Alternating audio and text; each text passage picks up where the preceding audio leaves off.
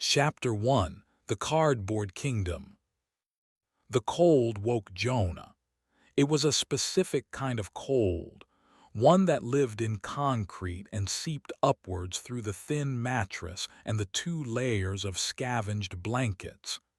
It was a familiar cold, the silent companion to his solitary life inside Studio B. He lay still for a moment, listening. The vast, cavernous silence of the soundstage was its own language.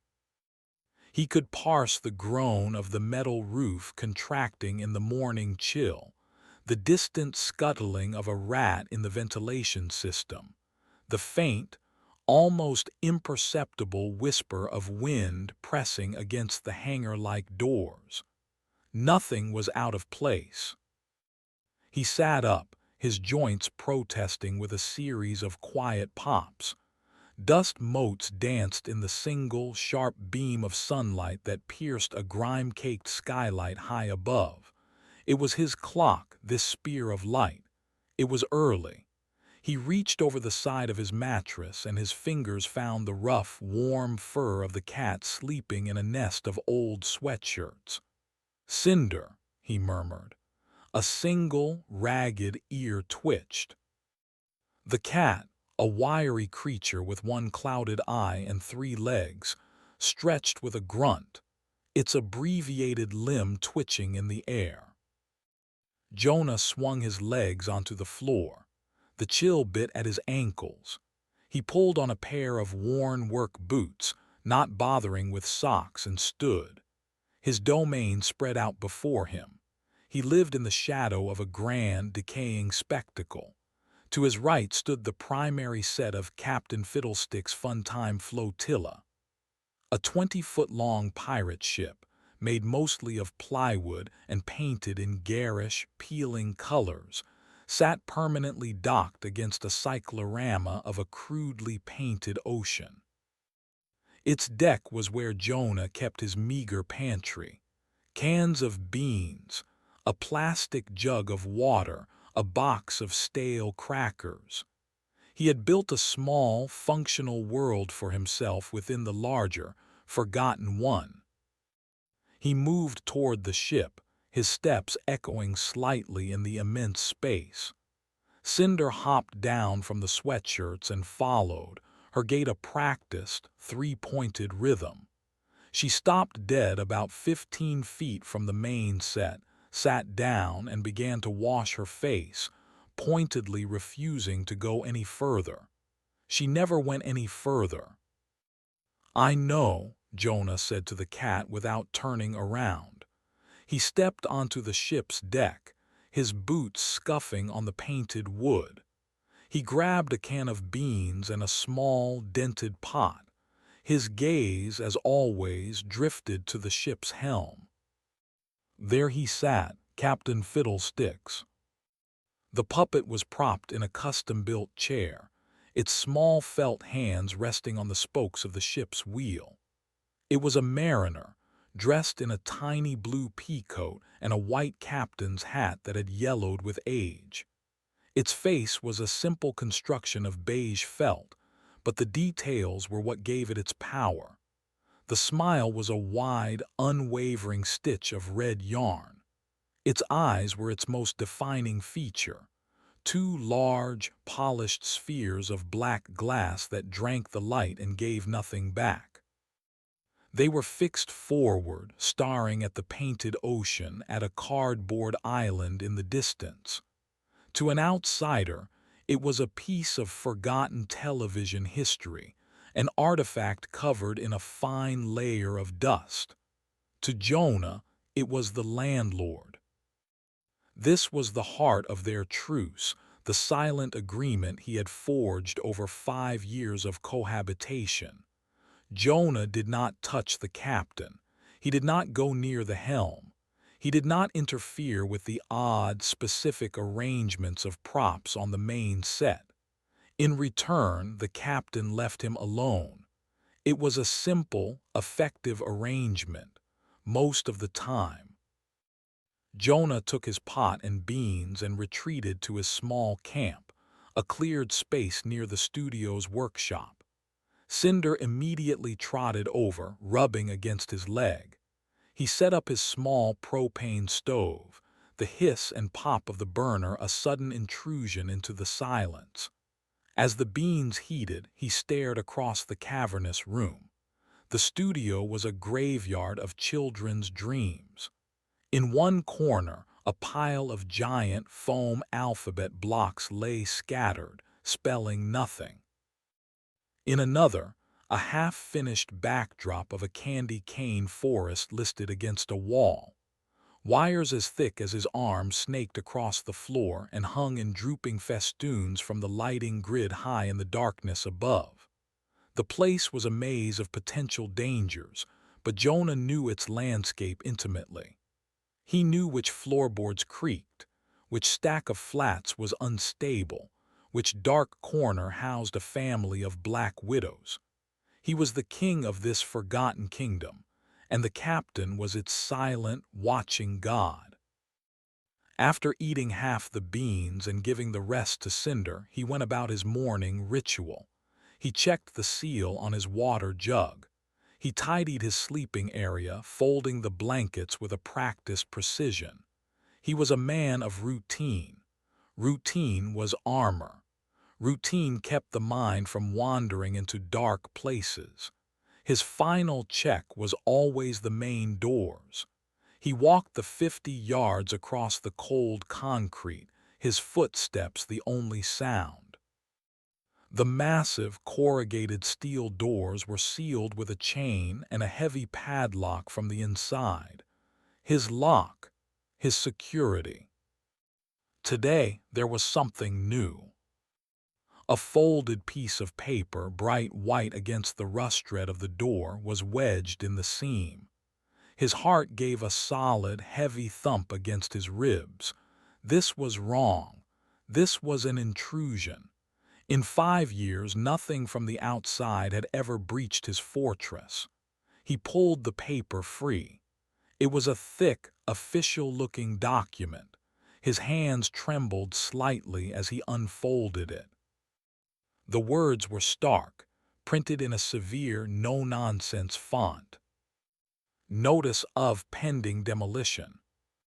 Site reclamation permit granted. Initial survey, Tuesday, July 29. Today. The words slammed into him. He read the rest of the text, his mind struggling to catch up. A development corporation, a permit number, a contact name. It was all meaningless noise. The only words that mattered were demolition and today. He stood there, the paper rattling in his hand, the silence of the studio suddenly feeling fragile, threatened. His home, his sanctuary, it was going to be destroyed. He walked slowly back to his camp, the paper clutched in his fist. Cinder watched him, her one good eye a slit of gold. She could sense the change in him. The air itself felt different, charged with a new and unwelcome energy. Jonah sat on his mattress, his mind racing. Where would he go? The world outside was loud, fast, and unforgiving. He had tried to live in it. He had failed. Here he had found a measure of peace. A quiet, dusty peace, but peace nonetheless. His eyes were drawn, as if by a magnet, across the floor to the main set, to the still, silent figure at the helm of the plywood ship. He had never asked for help. He had never wanted it. The truce was about being left alone. But the outside world was coming, bringing with it noise and bright lights and loud machines. It was coming to tear the kingdom down. He stood and walked toward the ship, moving with a purpose he had not felt in years. He crossed the invisible line Cinder would not. He stepped into the captain's space, the air growing still and heavy. The dust on the set seemed thicker, the painted smiles of the cartoon sun and moon on the backdrop more like leering masks. He stopped before the helm, standing before the seated puppet. "They're coming," Jonah said. His voice was hoarse, loud in the charged quiet. "They're going to tear it all down." He expected nothing. He was talking to a child's toy, to a bundle of felt and glass and thread. He was talking to himself. But as he watched, a single, impossibly small thing happened. A block from the alphabet pile, a red block with a white C, which lay a good 20 feet away on the concrete floor, tipped over. It fell flat with a soft clack that echoed like a gunshot in the silent studio. Jonah's breath caught in his throat. He took a step away from the stage, his hand finding the cold steel of a lighting stand for support. He stared at the fallen block, then back at the puppet. The captain had not moved.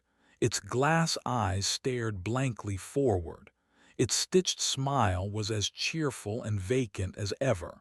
But Jonah knew. It was not a question of belief, but of experience.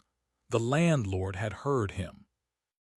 A new sound cut through the air, sharp and brutal. The grinding screech of a heavy chain being cut. It came from the main doors. A moment later, a loud bang as a bolt cutter snapped through his padlock. The world outside was no longer waiting. It was breaking in. Jonah scrambled back from the stage, his heart hammering. He grabbed Cinder, who hissed and dug her claws into his shirt, and retreated into the darkest shadows of the workshop, behind a stack of rotting flats painted like cartoon trees. The massive door groaned, sliding open a few feet. A rectangle of blinding, unfamiliar daylight flooded the entrance. Two figures were silhouetted against it. One was thick, broad-shouldered. The other was slimmer, holding a clipboard. "Place is a tomb," a gruff voice said, echoing through the studio. "Let's get this survey done. The sooner we knock this dump down, the better."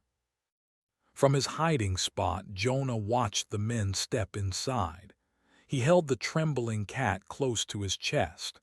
His eyes darted from the intruders to the silent figure at the helm of the ship. The truce was over. The kingdom was under siege. And he had just asked its silent, smiling God for help. A cold dread, colder than the concrete floor, settled in his stomach. He had no idea what he had just unleashed. The thicker man, who wore a hard hat and a stained work vest, took a few steps into the studio, his boots crunching on unseen debris. "Cole," he called back to the woman at the door. "Bring the big flashlight. Can't see a damn thing in here." He kicked at a loose cable on the floor. What a rat hole! Jonah pressed himself further into the shadows. He saw the man's gaze sweep across the studio, passing over the sets, the scattered props, the dark corners. The man's eyes finally settled on the Fun Time Flotilla stage. He grunted, a sound of amusement. "Well, look at that," Frank Cole said, his voice dripping with condescension. "The captain's still on his ship." He started walking toward the stage, toward the puppet. Jonah felt a primal scream build in his throat, but he choked it down. He could only watch. This man, this intruder, was about to break the first and most important rule of the house. He was about to touch the captain. Chapter 2: The Rules of the House. Valerie Chen stood in the doorway, the oppressive darkness of the studio refusing to yield to the bright morning outside. The air that flowed out was stale, thick with the scent of dust, decay, and something else she could not name. A faint, cloying sweetness like old paper and dried glue. Frank Cole's boots crunched on the gritty floor as he moved deeper inside, a bulky shadow disappearing into the gloom. "Frank, wait for the lighting," she said, her voice tight. She was a project manager. She dealt in permits, schedules, and liability waivers. Unlit, uninspected structures were a minefield of liabilities. "Relax, Chen," his voice echoed back, already distant. "I'm just taking a look. You stay there with your clipboard. Don't want you to break a nail." Valerie's jaw tightened. She clicked on the heavy-duty flashlight from her survey kit. Its beam cut a clean, white circle through the darkness, illuminating a universe of neglect. She swept the light across the floor, revealing a treacherous landscape of cables, discarded flats, and piles of unidentifiable rubbish. Her light caught something moving, a flicker of motion. She froze, focusing the beam. A swarm of tiny, round things skittered away from the light, disappearing into a crack in the concrete. They looked almost like googly eyes. She blinked, shaking her head. The poor lighting was playing tricks on her. She followed Frank, her practical shoes making a soft, crunching sound. The sheer scale of the space was daunting. The ceiling was lost in a web of catwalks and blackness. Her beam found the source of Frank's amusement, the pirate ship set. It was absurdly large, a child's fantasy rendered in plywood and peeling paint, and on its deck in a small chair sat the puppet, Captain Fiddlesticks. Even from 50 feet away, its fixed, glassy eyes seemed to catch her light. From his hiding place, Jonah watched the woman's flashlight beam dance around the studio before settling on the ship. Cinder trembled in his arms, her body a tight coil of fear. He risked a glance at the captain. The puppet was still, a silent sentinel at its post. But the air around the stage felt wrong. It was heavy, charged with a low-level hum that vibrated in Jonah's teeth. It was the feeling he got right before a storm, a pressure drop in the spiritual atmosphere of the place. Frank reached the edge of the stage.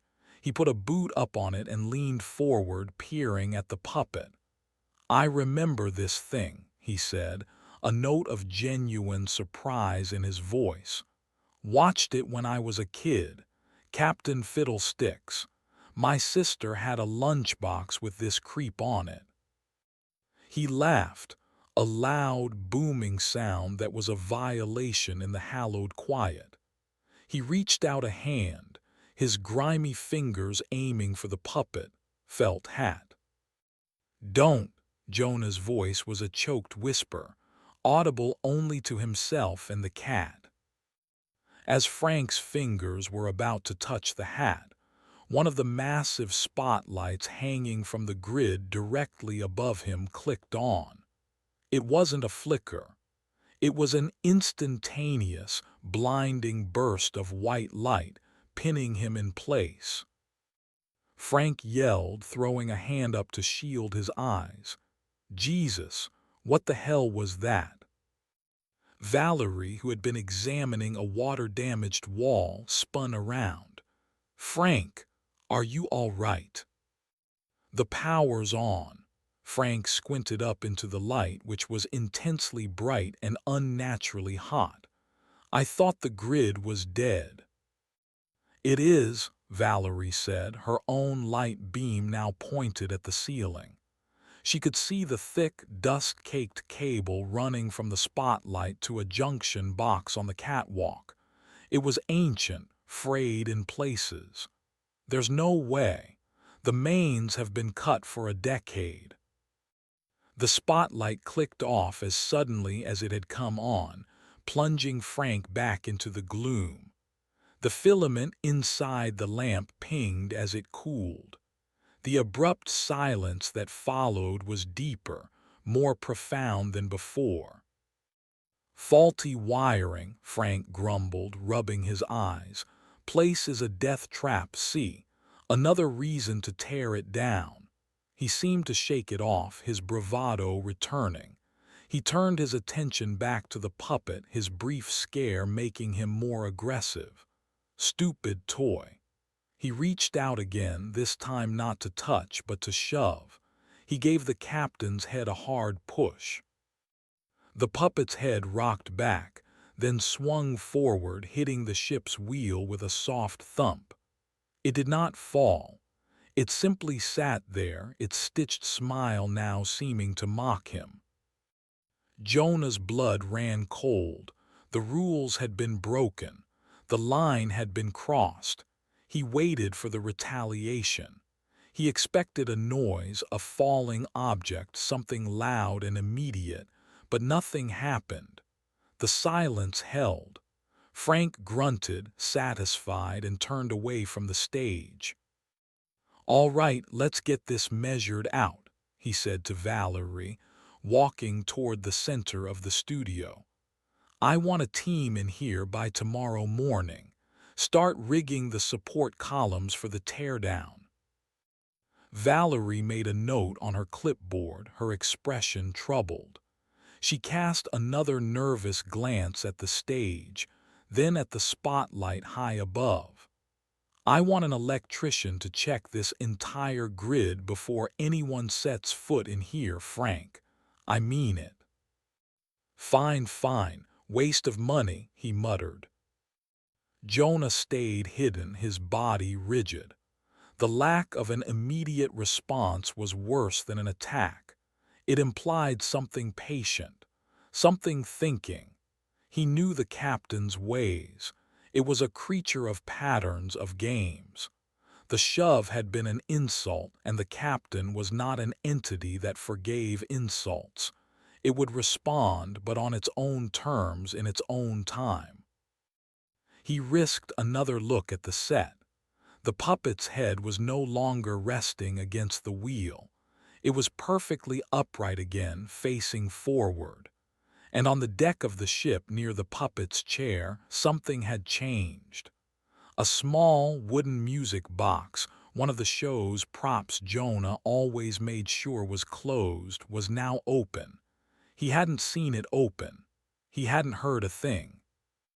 For the next hour, Jonah remained in the shadows, a ghost in his own home. He watched as Frank and Valerie moved through the studio, taking measurements, pointing flashlights into dark corners, their voices a constant grating intrusion. Frank was loud and dismissive, kicking at debris, making jokes about the creepy sets. Valerie was quiet, professional, but Jonah could see the tension in her shoulders. She kept glancing over her shoulder, her flashlight beam sweeping nervously across the silent, watching sets. The first game began when Frank tried to open the door to the old prop room. It was a heavy, sliding door, and Jonah knew it was always unlocked. Frank gripped the handle and pulled. It didn't budge. "Stuck," he grunted. He planted his feet and pulled again, his muscles bunching.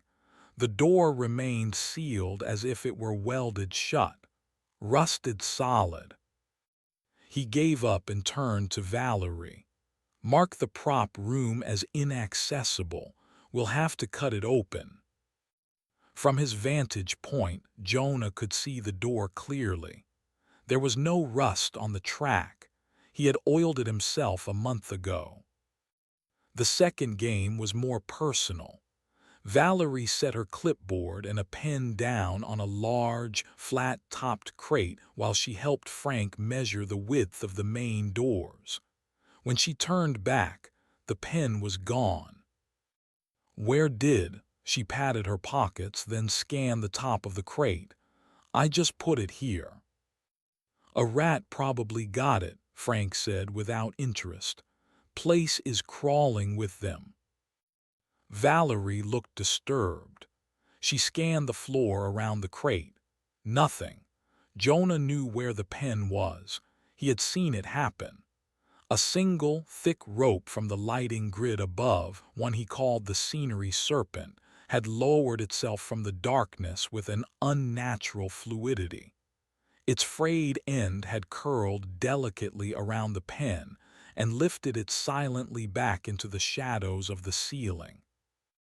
They continued their work oblivious, but Jonah could feel the captain's influence spreading, a subtle manipulation of the environment, a door that wouldn't open, a missing object, small, mundane impossibilities designed to create frustration and doubt. These were warnings, the polite requests to leave. The final warning was not polite. Frank and Valerie were standing near the center of the studio, finalizing their notes.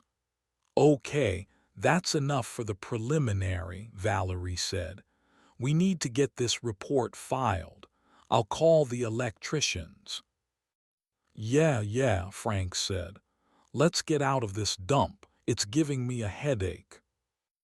As he spoke, a sound began. It was faint at first, a tinny, plinking melody. It was coming from the stage, from the open music box. It was the theme song to Captain Fiddlesticks' Fun Time Flotilla, a cheerful, upbeat sea shanty. Frank and Valerie both froze, turning toward the sound. "What is that?" Valerie whispered, her flashlight beam shaking as she pointed it at the ship. "It's a music box," Frank said, though his voice lacked its earlier confidence. He took a step toward the stage. "Wind up, probably. Must have tripped it when I was up there." But the music didn't sound like a wind-up box running down. It was getting louder, the simple melody becoming richer, fuller, as if other instruments were joining in. A faint bass line, a ghostly accordion. The sound seemed to be coming from everywhere at once, echoing through the vast space. It was no longer just the music box. The studio itself was playing the song. Then came the laughter. It started as a single, high-pitched giggle, the kind one might hear on a children's show. But it was quickly joined by another, then another, until a wave of distorted, disembodied laughter filled the air. It was the show's laugh track, but it was warped, twisted. The happy sounds were layered over each other, creating a cacophony of madness. It was a sound that clawed at the ears, that vibrated in the bones. "Okay, that's it. We're out of here," Valerie said, her voice trembling. She grabbed Frank's arm. "Now." Frank didn't need convincing. His face was pale in the gloom. They turned and half ran toward the daylight slicing through the open doorway. As they reached the entrance, the music and laughter stopped abruptly. The silence that slammed back into place was heavy and menacing. They scrambled out into the sun, not looking back. Jonah slowly let out a breath he didn't realize he was holding. He watched the empty doorway for a full minute before stepping out of the shadows. Cinder leaped from his arms and immediately bolted for their small camp, hiding under the mattress. He walked cautiously toward the center of the room. The air was still humming with a residual energy. He looked at the prop room door, the crate where the pen had been, and finally at the stage. The music box was closed. The pen was sitting right in the middle of the ship's wheel, laid carefully across the spokes. A message, a trophy. Jonah looked at the puppet. The captain sat unchanged, its glass eyes fixed on the horizon. But Jonah knew better. The games had begun. He had asked the captain to scare them away, and it had. But he also knew this was only the beginning. Frank Cole was not a man to be scared off by weird noises. He was a man who brought bigger hammers. He would be back. And the captain, having been provoked, would be waiting. The warnings would get louder. The games would become more dangerous. Jonah was standing in the middle of a playground that was about to become a war zone. He noticed something new, something that made the hair on his arms stand up. At the base of the captain's chair on the stage, a small, dark patch was spreading. It looked like a spot of mold, but it wasn't the usual black or green. It was a patch of vibrant, multicolored fuzz, almost like a piece of felt had started to grow out of the wood. Jonah stared at it, a knot of dread tightening in his gut. It was something he had never seen before. It was the felt fungus, and it was growing. Chapter 3: The Felt and the Fury. The day after the survey was a day of unnerving quiet. Jonah spent the hours in a state of high alert, his senses tuned to the subtlest shifts in the studio's atmosphere. He swept the floors, tidied his camp, and boiled water for tea, performing his routines with a frantic precision. He was trying to impose order on a situation that was rapidly spiraling into chaos. The silence was the worst part. It felt like a held breath. The captain was waiting. Cinder was a barometer of his own fear. The cat refused to leave the immediate vicinity of the mattress, her one good eye constantly scanning the dark corners of the studio. She ate little, startled at every creak of the building, and hissed at shadows that weren't there. Jonah found himself taking comfort from her anxiety. It validated his own. He kept his distance from the main stage. The patch of felt fungus he had seen at the base of the captain's chair was a source of profound dread. He would glance at it from across the studio. It seemed to him that the patch had grown, its colors, a sickly assortment of magenta, mustard yellow, and cyan, more vibrant than the day before. It was an infection, a rash spreading from the puppet into the fabric of the set. He saw a dead rat lying near the stage, its body stiff. He made a mental note to dispose of it, but a deep, instinctual revulsion kept him away. The outside world returned late the next morning. It arrived not with a quiet intrusion, but with the diesel roar of a heavy truck. Jonah was startled from a tense, dreamless sleep. He scrambled to his hiding spot in the workshop, Cinder already a phantom who had vanished into a deeper recess. He peered through a crack between two large, painted flats. A massive flatbed truck was backing up to the open studio doors. On its bed sat a generator the size of a small car. Frank Cole was there, directing the driver with sharp, angry hand signals. With him were two other men, both dressed in heavy work gear. They looked tough, tired, and uninterested. They were here to do a job. "Get it as close to the door as you can," Frank barked over the engine's noise. "Kino, run the main feeder cable to the central junction. I want every light in this hellhole working. No more tricks." Jonah's heart sank. Frank wasn't scared. He was angry. He had rationalized the ghostly sounds and flickering lights as faulty wiring, and now he was bringing his own power. He was taking control. It was a direct challenge to the captain's domain. Valerie Chen was there too, standing off to the side, her arms crossed tightly. She looked pale and had dark circles under her eyes. She was arguing with Frank. "This is a mistake," she said, her voice sharp enough to cut through the engine noise. "My report recommended a full hazardous materials sweep before any work crews entered. We don't know what's in there." "It's dust, Chen. It's a dusty building," Frank shot back, not looking at her. "The execs want this site cleared by the end of the month. We're behind schedule already because of your ghost stories. Now we light it up, we tear it down. End of story." Valerie shook her head, defeated. She wouldn't go inside, but she stayed by the truck, a silent, worried observer. The men worked with a brutish efficiency. They wrestled a thick, orange cable from the truck and dragged it into the studio. Jonah watched, helpless, as Kino, a wiry man with a grim expression, connected the feeder to the main power panel on the wall.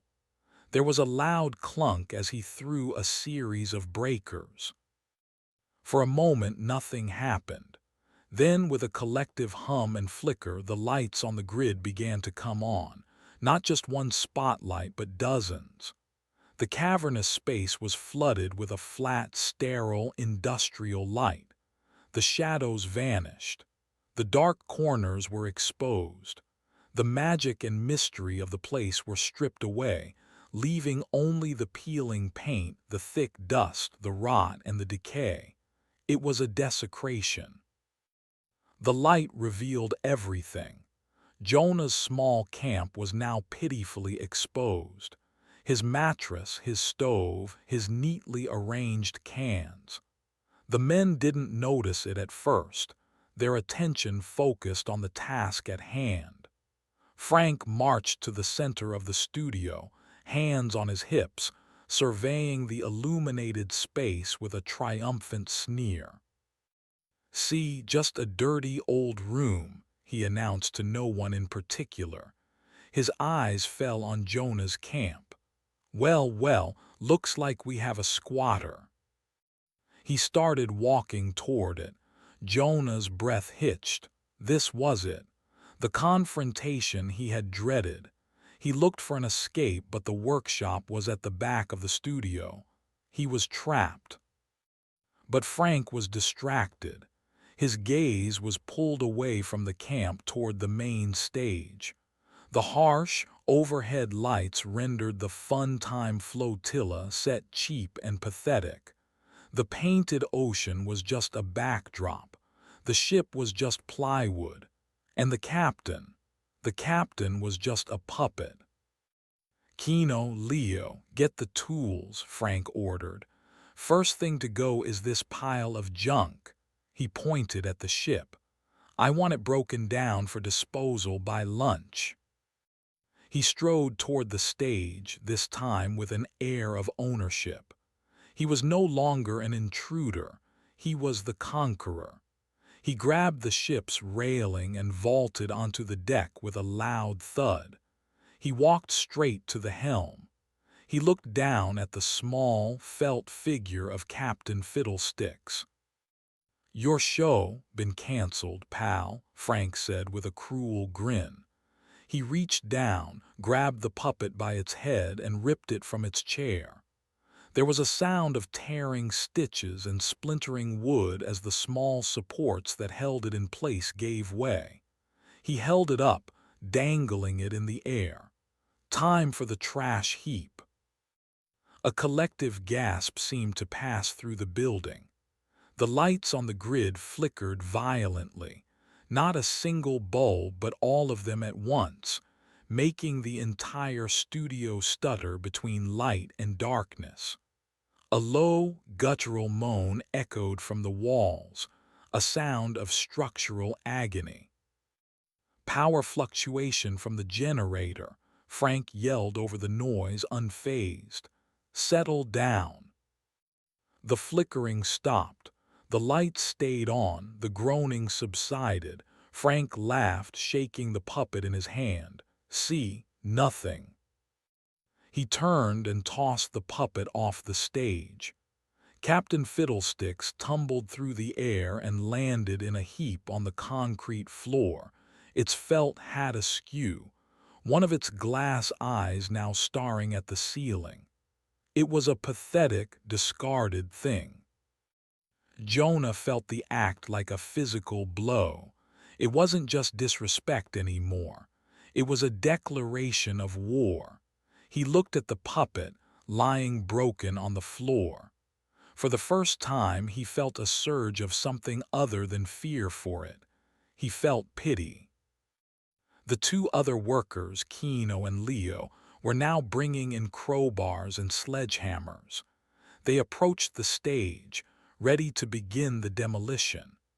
Kino, the wiry, superstitious one, kept glancing nervously at the puppet on the floor, making a wide circle around it. Leo, a younger, bulkier man, was oblivious. "Start with the backdrop," Frank commanded. "I want it all down." Leo swung his sledgehammer, the blow landing with a deafening crack against the painted cardboard sea.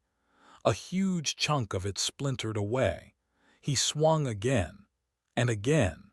The rhythmic destruction filled the studio. And then the captain began its reply. It started with the googly-eyed swarm. From a dark corner where the crafts department supplies were stored, a wave of them poured out. Thousands of tiny plastic eyes, skittering across the floor like a tide of bizarre insects. They moved with a unified, rustling sound, a dry, chittering hiss. Leo stopped swinging his hammer. What in the...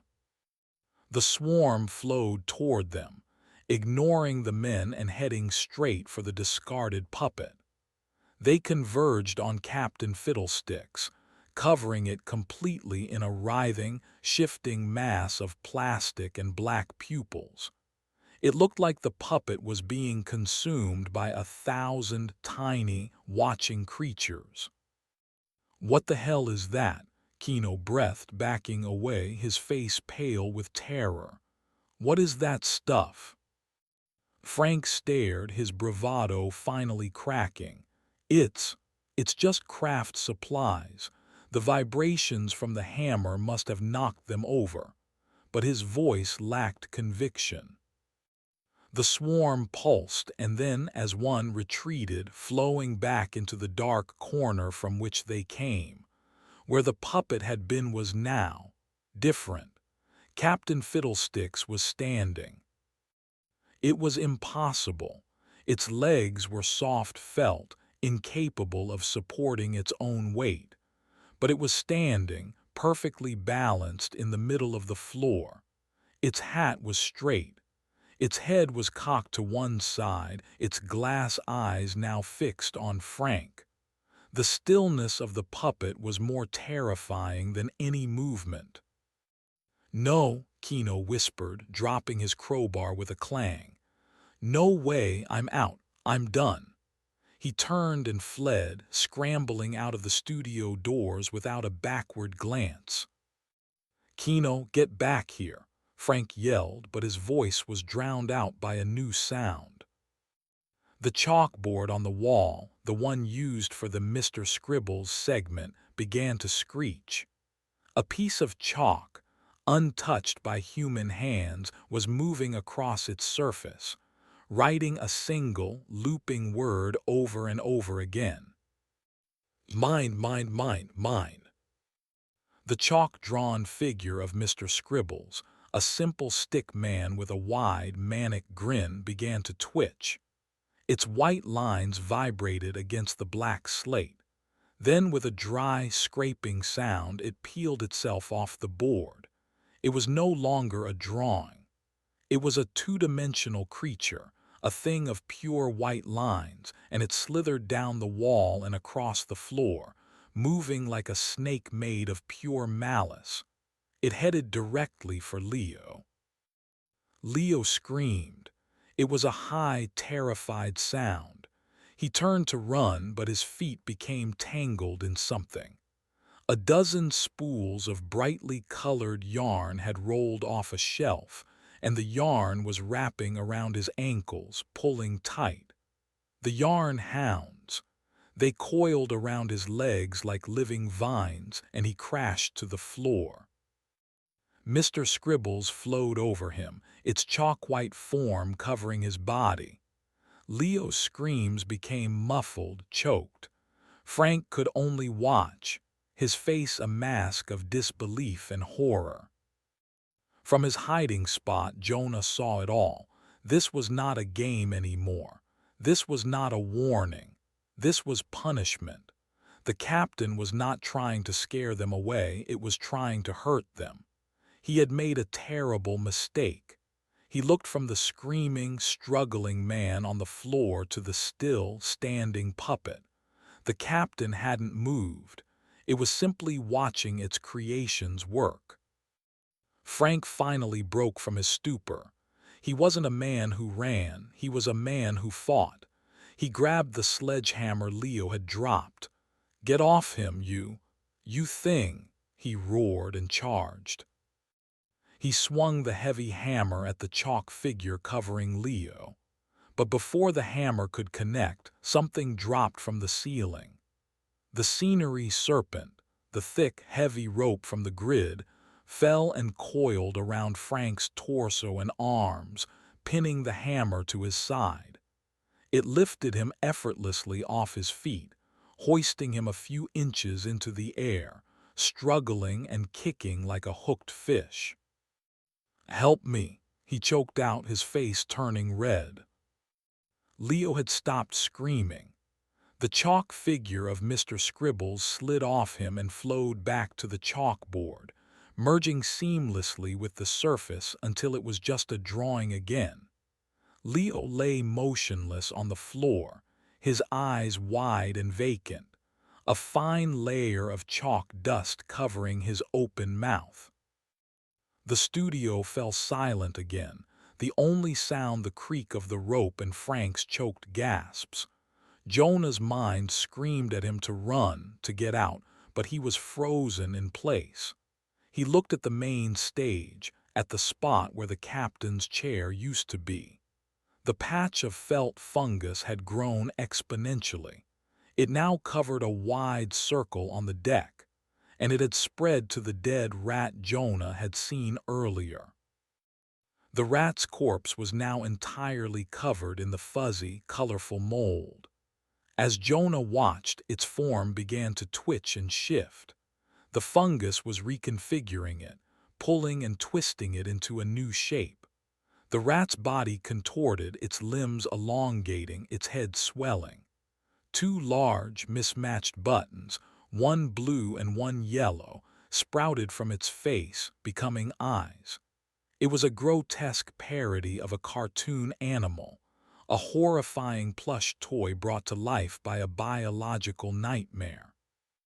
The creature, a twisted thing of fur and felt, slowly pushed itself to its feet. Frank, still dangling from the rope, saw the thing get up.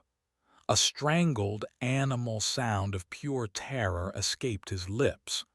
The rope holding him began to swing, moving him slowly through the air, directly toward the stage, toward the newly born creature. Jonah knew he had to do something. This was his fault. He had roused the captain. He had asked for this. He burst from his hiding place, his heart pounding a frantic rhythm against his ribs. "Stop!" he yelled, his voice raw. "That's enough." The standing puppet of Captain Fiddlesticks slowly turned its head. Its glass eyes left the dangling, helpless form of Frank Cole and settled on Jonah. The direct, focused attention of the entity was a physical force. Jonah felt pinned in place. He had broken the truce from his side now. He had interfered. The rope holding Frank stopped swinging. The felt-covered rat thing on the stage took a shuffling step forward. The captain tilted its head as if considering Jonah's plea. And in the suffocating silence of the desecrated studio, Jonah knew he had just changed the game again. He was no longer a resident. He was a player, and he was on the wrong team. Chapter 4: The Terms of Betrayal. The world narrowed to the space between Jonah and the puppet. The air crackled, thick with a pressure that pushed on his eardrums. Every light in the studio seemed focused on the two of them, bleaching the color from the scene and casting long, sharp shadows. Frank's choked gasps from the rope, the low, shuffling sound of the felt-covered rat thing, the oppressive silence. It all faded into a distant hum. There was only the puppet standing impossibly on the concrete floor and its unwavering, glassy stare. Jonah had yelled, he had interfered, he had chosen a side, and it was not the captain. In the 5 years he had lived by the truce, he had never broken it. He had treated the entity with a cautious, deferential respect. Now he had shouted a command at it.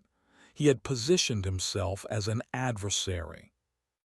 The puppet tilted its head again, a slow, deliberate motion. The stitched smile was obscene in its cheerfulness. It was judging him.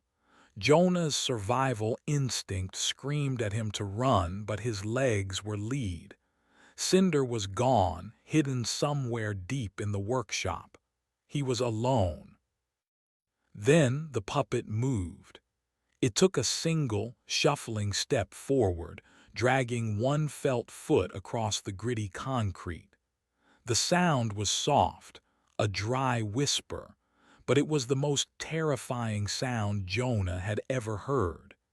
It was the sound of a fundamental law of physics being broken for the sole purpose of expressing displeasure. From the stage, the rat thing mimicked the motion, taking its own shuffling step forward. Its new button eyes were fixed on Frank, who hung limp in the rope's grasp, his face a blotchy purple. The scenery serpent holding him began to tighten its grip, and a fresh gurgle of pain escaped Frank's lips. The message was clear. Jonah's defiance had a price, and Frank was going to pay it. "No," Jonah said, his voice softer this time, pleading. "Wait, please." He took a half step forward, raising his hands in a gesture of surrender. He needed to de-escalate. He needed to restore the order he had shattered. He thought of the rules, of the captain's patterns. It was a creature of its environment. It responded to actions within its domain. It understood gestures. It understood offerings. His eyes darted around the studio, searching for something, anything he could use. He saw the crowbar Kino had dropped. Useless. He saw the sledgehammer lying near Leo's still form. Worse than useless. Violence was Frank's language, and it had failed spectacularly. Jonah's currency was different. It was knowledge. It was service. His gaze fell upon the heap of the captain's broken chair, the splintered wood and torn fabric lying on the deck of the plywood ship. Then he looked at the puppet, standing forlornly on the cold floor, away from its throne, away from its helm. An idea, desperate and insane, sparked in his mind. An offering, an act of contrition. "I can fix it," Jonah said, his voice finding a new strength. He pointed a trembling finger at the broken chair. "I can fix your chair. I can put you back." The pressure in the air did not lessen, but something shifted. The puppet stopped its shuffle. The scenery serpent paused its constriction of Frank's chest. The rat thing on the stage became still, its button eyes unblinking. Jonah took it as a sign. He had its attention. He had made a proposal. Now he had to follow through.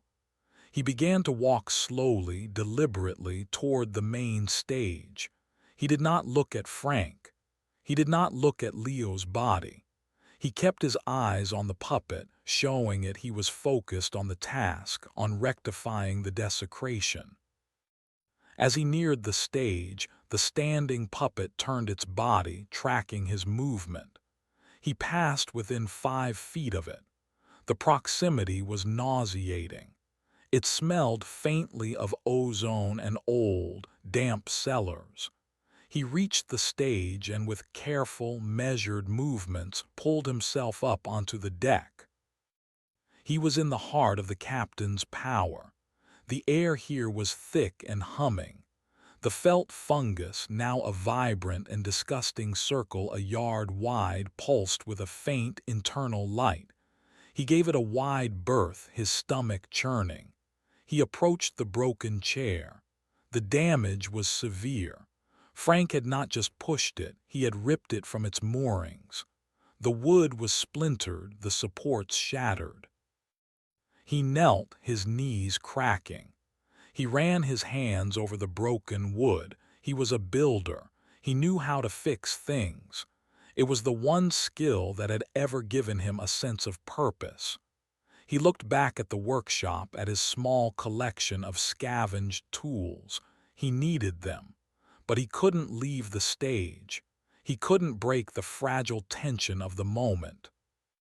"I need my tools," he said to the puppet on the floor. "They're in the workshop. Let me get them." He waited. The puppet remained still. He took that as permission. He slid off the deck and walked, not ran, to the workshop. He could feel the captain's gaze on his back the entire way. He found his toolbox, a rusted red metal case containing a hammer, a handful of assorted screws and nails, a small hand saw, and a jar of wood glue. It was a pathetic collection, but it was his. Carrying the box, he returned to the stage. The scene was unchanged. Frank hung in the air, his breathing shallow. The rat thing watched from the edge of the fungus patch. The puppet stood guard on the floor below. Jonah set his tools down and got to work. His hands, clumsy and trembling at first, steadied as he focused on the familiar task. He extracted the broken screws. He carefully aligned the splintered pieces of the chair's legs. He applied the thick, sticky wood glue, pressing the pieces together, holding them until they began to set. It was a slow, painstaking process. Every few minutes he would glance at Frank. The man's face was a terrible color, but the rope was no longer tightening. The captain was holding its end of the bargain. It was waiting. As he worked, a new horror began to unfold. The rat thing, the felt-covered monstrosity, began to move. It shuffled to the edge of the stage and clumsily lowered itself to the main floor. It shambled over to Leo's body. Jonah paused, his heart in his throat, expecting it to tear the man apart. But its actions were stranger, more methodical. It knelt beside Leo. A tear appeared in its felt-covered back, and from it the creature produced a stream of the felt fungus. It was not a violent act. It was deliberate, like a potter applying clay. It began to cover Leo's body with the colorful, fuzzy mold, starting with his work boots, then his legs, then his torso. It was not consuming him. It was transforming him. Jonah forced himself to look away to focus on his work. The rhythmic rasp of his saw as he cut a small piece of scrap wood for a new support was the only sane sound in the room. He hammered in a new nail. The sharp bang bang bang echoed in the studio. Each hammer blow felt like a prayer. Let this be enough. Let this work. He finished the repairs. The chair was ugly, scarred with glue and mismatched wood, but it was solid. It was whole. He gently tested its strength. It held. Now came the final, most terrifying part of the agreement. He got off the stage. He walked to the center of the floor where Captain Fiddlesticks stood waiting. He knelt before it as a subject before a king. He was inches from the stitched smile, from the dead glass eyes. He could see the individual fibers of the felt, the dust caught in the yarn of its hair. "It's done," Jonah whispered. "Your chair is fixed." He reached out his hands, moving with an agonizing slowness. He expected to be stopped, to be punished for his presumption, but nothing happened. He gently took the puppet in his arms. It was heavier than it looked, dense and strangely cold like a bag of wet sand. Its texture was wrong, the felt stiff and bristly. He stood, holding the puppet, and carried it back to the stage. He stepped over the threshold onto the deck. He placed the captain back in its chair, arranging its felt hands on the spokes of the wheel. He made sure it was seated correctly, its posture the same as it had been for years. He had restored the status quo. He had fixed what was broken. He backed away slowly. The moment he was clear of the helm, the scenery serpent loosened its grip. Frank Cole dropped to the deck with a heavy, wet thud. The rope snaked back up into the darkness of the grid as if it had never been there. Frank lay on the deck, gasping, coughing, sucking in desperate, ragged breaths. His face was a horrifying mask of purple and red. Jonah rushed to his side, turning him over. He was alive. Jonah looked at the puppet. The captain sat in its repaired throne, staring forward at the painted ocean. It was as if the last hour had never happened. Then the lights in the studio went out. Not a flicker, but a sudden, total plunge into blackness, silencing the hum of the generator outside. A single, sharp clank echoed from the front of the studio. It was the sound of the main door's crossbar falling into place. They were sealed in. A single light clicked on. It was the small bulb inside the captain's quarters of the plywood ship, casting a weak, yellow glow over the helm. It illuminated the puppet in its chair. The captain was home. From the floor below, a new sound began. A wet, tearing noise. Jonah looked over the edge of the stage. The thing that had been Leo was stirring. It was no longer human-shaped. The felt fungus had completely encased it, reshaping it into a large, lurching, quadrupedal beast. Two new button eyes, both crimson-red, opened on its lumpy head. It pushed itself to its feet, a grotesque parody of a cartoon bear, and let out a low, bubbling moan. Frank, conscious now, pushed himself into a sitting position, his back against the ship's mast. He saw the creature on the floor below. He saw the puppet sitting in its chair, bathed in that single, holy light. His mind, built on a foundation of concrete and steel, finally shattered. "What is this place?" he whimpered, his voice a raw rasp. Jonah stared at the monster that used to be a man. He looked at the sealed doors. He looked at the enthroned puppet, its silence more threatening than any scream. "It's his house," Jonah said, his voice flat with a terrifying clarity. "And he just changed the rules." Chapter 5: The Impersonal Enemy. The silence outside was absolute. One moment, the world had been filled with the steady, reassuring roar of the generator. The next, it was gone. The abrupt quiet was more shocking than a gunshot. Valerie Chen stood by the flatbed truck, her hand still half raised to shield her eyes from the studio's interior lights that were no longer there. "Frank," she called out, her voice small against the sudden stillness. "Leo, what's going on?" No answer. Only the faint echo of her own words coming back from the dark, rectangular maw of the studio entrance. A heavy, metallic clang had followed the power cut, a sound of finality that made the skin on her arms pebble. She took a hesitant step toward the door, then another. "Frank!" she yelled, her voice sharper, laced with a rising panic. From inside, a sound answered her. It was a low, bubbling moan, a wet and guttural noise that did not sound human. It did not sound like any animal she had ever heard. It was a sound of profound wrongness. Valerie froze, her blood turning to ice water in her veins. She backed away from the door slowly, her heart hammering against her ribs. She turned and saw Kino huddled by the cab of the truck, his face the color of ash.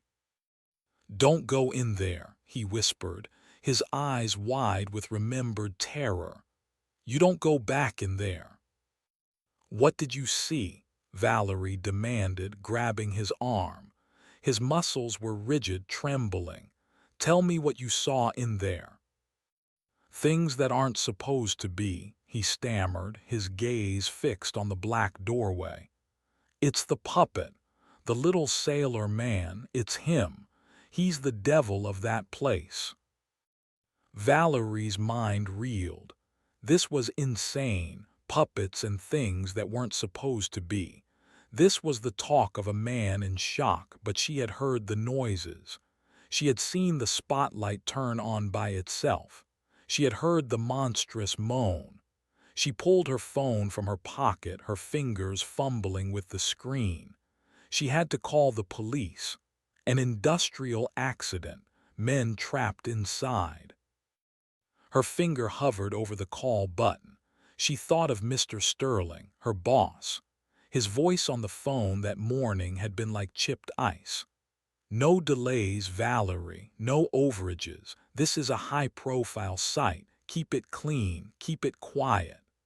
Calling the police would bring news vans, investigators, unions. It would bring a world of expensive, time-consuming trouble down on the project.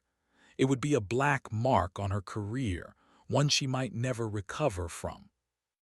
For a moment, a cold, pragmatic part of her brain weighed human lives against professional ruin. The thought made her feel sick. She made a different call. Her thumb found Mr. Sterling's number in her contacts. He answered on the second ring. "Jen, report." His voice was clipped, impatient. "Mr. Sterling, there's been an incident at Studio B," she said, trying to keep her voice steady. "The generator cut out. The doors are sealed from the inside. Frank Cole and Leo Vance are still in there. I think they might be hurt." There was a pause on the other end of the line. Not a pause of concern, but of calculation. "What kind of incident?" "I don't know. The power went out and the door slammed shut. I heard strange noises." "Strange noises." Sterling's voice was laced with contempt. "Are you talking about the ghost stories Cole mentioned? Are you telling me my multi-million-dollar project is being held up by strange noises?" "I'm telling you 2 of your employees are trapped in a potentially unsafe structure and are not responding," Valerie shot back, her fear momentarily replaced by a flash of anger. "Company protocol requires me to notify emergency services." "You will do no such thing." Sterling's voice was suddenly venomous. "Do you have any idea what the media would do with this? Workers trapped in cursed TV studio. Our investors would panic. The city would shut us down for a dozen investigations. You will not call anyone. You will wait 1 hour. It's likely a simple power failure and a jammed door. Frank Cole is a resourceful man. He will handle it. Call me back in 60 minutes. Am I clear?" The line went dead. Valerie stood there, the phone in her hand feeling as heavy as a brick. She was alone, abandoned by her boss, saddled with a terrified witness, and standing outside a building that was radiating a palpable sense of menace. The impersonal enemy wasn't just the corporation. It was the calculated indifference that would leave 2 men to their fate for the sake of a bottom line. Inside, the darkness was nearly total. The only light came from the single, dim bulb illuminating the puppet on its throne. Frank Cole was a mess. He was huddled against the mast of the ship, shivering, his face bruised and swollen from the rope. He stared at the monster on the floor below, the thing that used to be his coworker, Leo. The Leo thing was shuffling aimlessly in the dark, its button eyes catching the dim light, its bubbly moan a constant, horrifying presence. "We gotta get out," Frank rasped, his eyes darting toward the sealed main doors. "We gotta get out now." "The door is barred," Jonah said calmly. He was sitting on the deck a few feet away, his mind working with a strange, cold clarity. Panic was a luxury he couldn't afford, and he's not going to let us leave. He nodded toward the captain. "It's a puppet," Frank screamed, his voice cracking. He slammed a fist against the deck. "It's just a goddamn felt puppet." "Leo thought it was just chalk," Jonah said quietly. The statement hung in the air, undeniable and terrible. Frank had no answer. He buried his face in his hands, his broad shoulders shaking. Jonah knew they couldn't stay on the stage. This was the captain's throne room. To stay here was to invite more trouble. They needed a defensible position, a place with fewer entrances, a place to think. "The workshop," Jonah said. "We need to get to the workshop. There are tools there, more than I have, and only one main door." Frank looked up, his eyes wild with fear. "And walk past that." He pointed a trembling finger at the lurching Leo thing. "It's slow," Jonah observed. "We go around it, we go now, while it's not paying attention to us." He slid off the deck. His feet hit the concrete with a soft thud. The Leo thing paused its shuffling, its head tilting as its button eyes fixed on him.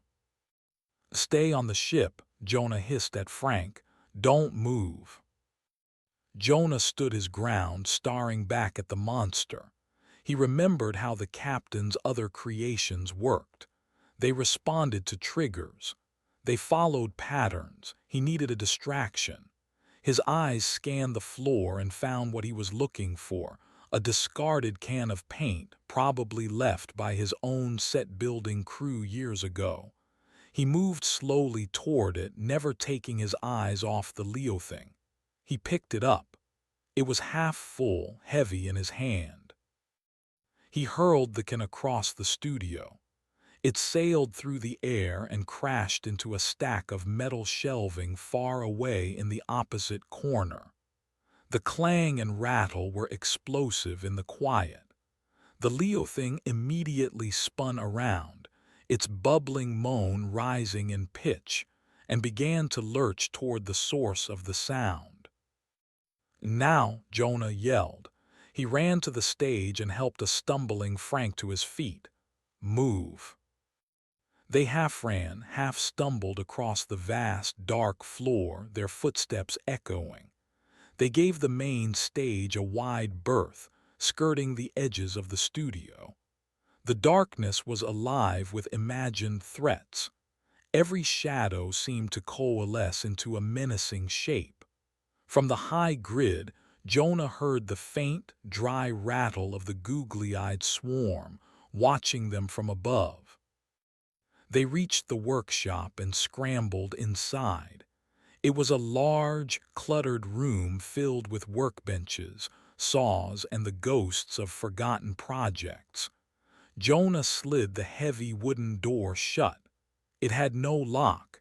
He looked around wildly and saw a heavy workbench. "Help me," he grunted to Frank. Together, they shoved the workbench against the door, barricading themselves in. For the first time in hours, they were in a space that felt remotely safe. Frank slid down the wall to the floor, breathing in ragged, painful gulps. Jonah leaned against the workbench, his own legs trembling with adrenaline. He needed to treat Frank's injuries. The rope had left deep, raw welts around his chest and arms. He rummaged through a dusty first aid cabinet on the wall and found a bottle of antiseptic and some old, yellowed gauze. "This will sting," Jonah said, kneeling beside Frank. Frank flinched as the antiseptic touched his raw skin, but he didn't complain. The fight had been knocked out of him, replaced by a hollow-eyed terror. "What do you know about this place?" Frank asked, his voice barely a whisper. "You live here, you must know something." Jonah cleaned the wounds as he spoke. "I know he doesn't like intruders. I know he doesn't like his things being touched. I know he plays games. And I know he doesn't lose." Frank looked at Jonah with a dawning horror. "You talk about it like it's a person." "It's not a person," Jonah said, wrapping a strip of gauze around Frank's arm. "It's older, and it's been here a long time." He remembered the old janitor, Pops McGee, who had been carted off to a nursing home a few years back. Pops used to mumble to himself as he worked. He talked about the show, about the puppet. "That cloth devil," he'd called it, "born of bad wood and bad intentions." Jonah finished the makeshift bandages. He stood and began to search the workshop. He wasn't just looking for tools. He was looking for a clue, for anything that might explain the nature of the evil that had them trapped. He opened old lockers, sifted through dusty drawers. In the back of a rusted metal cabinet, underneath a pile of stiff, dried-out paintbrushes, he found it. It was a small, leather-bound logbook. The name Pops McGee was written on the inside cover in a shaky hand. It was a maintenance log dated from the 70s and 80s. Jonah flipped through the pages. Most of the entries were mundane. Replaced bulb in control room, fixed leak in green room, unclogged drain in commissary. But then the entries started to change. Puppeteer complained about the captain again, said it feels heavy, told him to lay off the booze. A few pages later, kids on the show are scared of the captain. One of them, a little girl, said it whispered her name when no one was around, told the director. "He told me to mind my own business." And then a final, chilling entry, dated the day of the fire that shut the studio down for good. "It wasn't the wiring. I saw him, the captain. He wasn't on the stage. He was by the breaker box in the prop room. His little felt hand was on the main switch. He looked right at me and smiled before the sparks flew. It wasn't a stitch. It was a real smile. I'm getting out. I'm never coming back. God save anyone who stays in this place." Jonah's blood ran cold. He showed the logbook to Frank, who read the last entry, his face growing even paler. A loud, heavy thump sounded against their barricaded door. Then another. The Leo thing had found them. It was trying to get in. Each impact made the workbench shudder. Jonah ignored it, his mind racing. The prop room. Pops had mentioned the prop room. The room Frank couldn't open. The room where the fire started. He looked around the workshop and his eyes landed on a set of rolled-up papers in a dusty bin. He pulled them out. They were old, brittle blueprints of the studio. He unrolled them on a workbench. He and Frank hunched over the drawings, their shadows long in the dim light of the single emergency bulb that was still working in the workshop. Jonah's finger traced the layout. He found the workshop. He found the main stage. He found the prop room. And he saw something else. Behind the back wall of the prop room there was another room, one that wasn't marked on any of the official layouts he had seen before. It was a small, square space, drawn in with a fainter ink, almost like an afterthought or a secret. There were no doors or windows indicated. It was a sealed, hidden chamber, and from that chamber a single line was drawn, connecting it directly to the captain's chair on the main stage. Thump, thumpy, boom. A large crack appeared in the thick wooden door of the workshop. The monster outside was getting stronger. "What is that?" Frank whispered, pointing at the hidden room on the blueprint. "What's in there?" Jonah stared at the drawing at the secret room and its connection to the puppet. "Pops," words echoed in his head, "born of bad wood and bad intentions." It wasn't just a haunting, it was a design. The studio hadn't just been built for a TV show, it had been built for him. "I don't know," Jonah said, "but I think that's where we'll find the heart of all this." He looked at the cracking door, then at Frank, "And I think we have to get in there." Chapter 6: The Conductor of Dust. The wood of the workshop door groaned, splintering under the relentless assault from the other side. Each heavy impact from the Leo-thing sent vibrations through the floor, a rhythmic, terrifying heartbeat counting down their final moments of safety. The heavy workbench they had used as a barricade shuddered with each blow, inching backward across the concrete. "It's not going to hold," Frank stated, the observation stark and devoid of his earlier panic. The terror had burned away the hysterics, leaving behind a brittle, grim resolve. He was a man who understood structural failure, and he knew they were witnessing it in real time. Jonah's mind was racing, connecting the disparate pieces of the puzzle.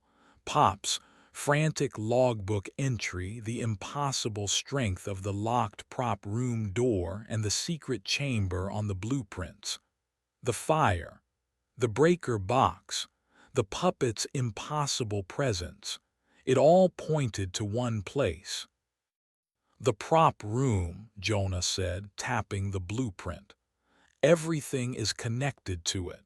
If we're going to stop this, the answer has to be in there, or in that hidden room behind it." "How do we get there?" Frank countered, gesturing with his head toward the splintering door. "We can't even get out of this room." Jonah scanned the workshop, his eyes flitting over years of accumulated junk and forgotten projects. He had survived in the studio for 5 years by seeing things not for what they were, but for what they could be. A broken chair was shelter. A discarded cable was a clothesline. A children's television studio was a home. Now he needed to see a weapon, an escape. His eyes landed on a large, industrial ventilation shaft covered by a wide metal grate, high up on the far wall. It was part of the studio's original air circulation system, long dormant. According to the blueprints, the main duct ran the length of the building, right over the network of side rooms that included the prop storage. "There," Jonah said, pointing. "If we can get into that vent, we can bypass the thing at the door." Frank followed his gaze. The vent was a good 15 feet up a sheer concrete wall. "And how are we supposed to reach it? Fly?" Jonah didn't answer. He was already moving, dragging a tall, rickety shelving unit away from the wall. It was loaded with old cans of dried paint and solvents. He and Frank, working in a new, unspoken partnership, emptied the shelves, the cans clattering on the floor. They positioned the tall, empty unit against the wall beneath the vent. It was still a few feet too short. Crack, a large piece of the door broke away, revealing a sliver of the darkness outside. A wet, bubbling sound seeped through the opening. They needed more height. Jonah's eyes swept the room again. A stack of old wooden flats painted to look like cartoon bushes was leaning against the wall. They were heavy but manageable. Working together, they hoisted one of the flats and precariously balanced it on top of the shelving unit. It was a crude, unstable platform, but it was their only chance. "I'll go first," Jonah said. "I'm lighter."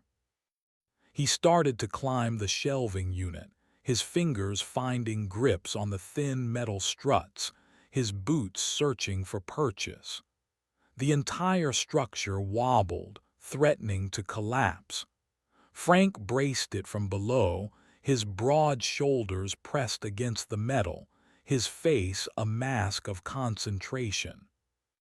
Jonah reached the top and carefully pulled himself onto the painted flat. It swayed ominously. He was now level with the vent. The grate was thick with dust and held in place by 4 large, rusted bolts. He had brought a small wrench from his toolbox. He stretched out, his body flattened against the wall, and began to work on the first bolt. It was frozen solid with rust. From the floor below, a new sound began, cutting through the rhythmic thumping at the door. It was a low, humming noise, and it was coming from the center of the workshop. A pile of dust and debris, sawdust, metal shavings, and long, tangled ribbons of magnetic tape from discarded film reels was stirring. The pile began to swirl, rising from the floor like a dust devil. It coalesced, drawing more material into itself, growing larger, denser. "Jonah," Frank said, his voice a low warning. "What is that?" The swirling mass was taking a shape, a crude, hulking, humanoid shape. It had no face, no features, just a shambling form of compacted filth and tangled tape. The laugh track golem. It rose to its full height of 8 feet, a silent, monstrous sentinel of decay. And then it began to emit its sound. It wasn't laughter this time. It was a low, distorted hum that oscillated rapidly, creating a pressure in the air that made their teeth ache and their vision swim. It was a sound designed to disorient, to incapacitate. The bolt on the vent grate finally gave way with a screech of protesting metal. Jonah, his head pounding from the golem's hum, moved to the next one. The thumping on the door stopped. The Leo thing had gone quiet, but the golem was now taking slow, heavy steps toward them. "It's coming," Frank yelled, his voice sounding distant and warped through the oppressive hum. Jonah worked faster, his knuckles scraping against the grate. The second bolt came loose. The golem was halfway across the room. Frank, seeing that Jonah needed more time, did the only thing he could. He charged it. He lowered his shoulder and slammed into the creature's midsection. It was like hitting a wall of packed sand. The golem barely moved, but Frank's impact caused a cloud of dust and tape to puff away from its body. He stumbled back, coughing, his eyes watering. The creature raised a thick, poorly formed arm and swung it at him. Frank ducked, and the arm smashed into a workbench, splintering the wood with a deafening crack. The third bolt came free. Jonah's wrench slipped, clattering down the shelving unit.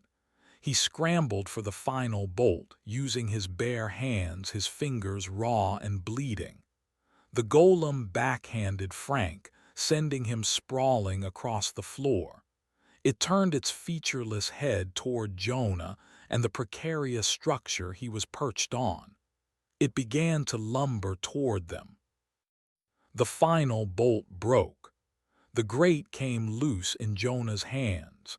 He tossed it aside and scrambled through the opening into the pitch-black, suffocating confines of the ventilation shaft. "Frank," he yelled, his voice echoing in the metal duct.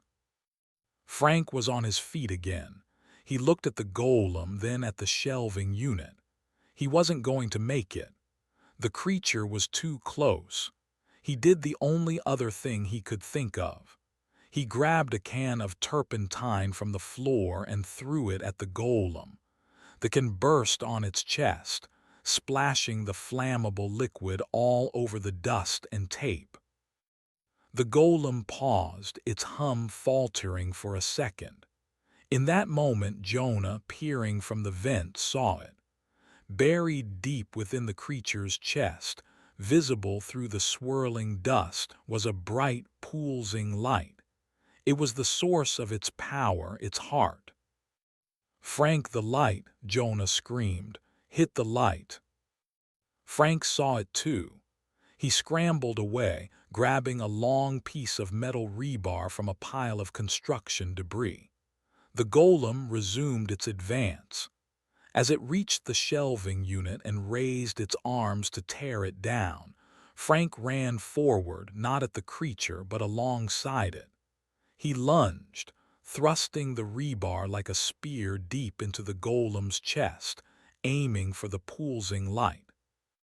The moment the metal rod touched the light, there was a sound like a massive capacitor discharging. A brilliant blue arc of electricity erupted from the golem, coursing up the rebar. Frank screamed as the shock threw him backward, his body convulsing. The golem shuddered violently. The hum it emitted rose in pitch to an unbearable shriek. The magnetic tape covering its body began to smoke and melt from the turpentine. Then, with a final, silent implosion, it collapsed. The dust and debris fell to the floor in a dead, inert pile. The oppressive hum was gone. The workshop was silent, save for Frank's ragged breathing. He was alive, lying on the floor, his body twitching from the aftershocks. Jonah crawled a few feet into the duct. "Frank, can you climb?" Frank pushed himself up slowly. He looked at the broken door, then at the climbing structure. "Yeah," he coughed. "I think so." He climbed, his movements slow and pained. Jonah reached out and helped pull him the last few feet into the cramped, dark shaft. They lay there, side by side in the darkness, their breath echoing in the metal tube. They were safe for now. But they had made a powerful enemy. They hadn't just bypassed the captain's creations. They had destroyed one. After a few minutes, Jonah found a small flashlight in his pocket, its beam weak. He shone it down the length of the shaft. It was a straight, black tunnel, just large enough to crawl through. "The prop room should be about 50 yards down," Jonah whispered. They began to crawl, the rough metal scraping their hands and knees. It was slow, claustrophobic work. Every sound they made seemed impossibly loud. After a few minutes of crawling, Jonah stopped. He saw a vertical shaft branching off below theirs, covered by another grate. He shone his light down. He could see directly into the prop room. It was a nightmare of clutter. Mannequins in theatrical costumes stood in silent poses. Shelves overflowed with strange, unidentifiable objects. And in the center of the room, Near the main breaker box mentioned in Pop's log, the door to the hidden chamber stood partially ajar. It wasn't a door, really. It was a section of the wall that had swung inward, revealing a sliver of profound darkness. The captain knew they were coming. It was inviting them in. "This is it," Jonah said to Frank. They worked together to pry the grate loose. It opened onto a 10-foot drop. They lowered themselves down, landing on a pile of dusty velvet costumes. They were in. The air in the room was cold, stale, and carried the same faint, sweet smell as the rest of the studio. They moved cautiously toward the open slit of the hidden room.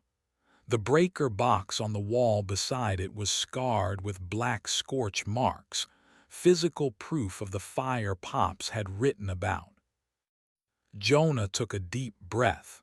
He pushed the heavy wall panel. It swung inward with a low groan, revealing the secret at the heart of Studio B. The room was small, no bigger than a closet. The walls were not concrete but rough, dark wood like the inside of a shipping crate. In the center of the room, on a simple wooden pedestal, sat a book. It was old, bound in dark, cracked leather, and held shut by a simple brass latch. But it wasn't the book that made Jonah's blood freeze. It was what was carved into the walls. All four walls of the hidden room were covered in names, hundreds of them, scratched into the wood with a nail, a knife, a desperate fingernail, and next to each name was a date. Jonah shone his weak light on the names. He saw the name of the puppeteer who had died in disgrace. He saw the name of the little girl from the logbook who said the puppet whispered to her. He saw the names of cast and crew members from the show's short run. Then near the bottom he saw two fresh sets of carvings, the wood still light. Leo Vance, Kino K&Ji. The captain wasn't just haunting the studio, it was collecting. The book was a ledger, and the room was a tomb. Frank made a choked sound. He was pointing the flashlight at a space on the wall beneath the other names. A new name was being carved into the wood at that very moment. A deep scratch was slowly, deliberately forming the letters of his name, carved by an unseen hand. FCOL. The carving stopped.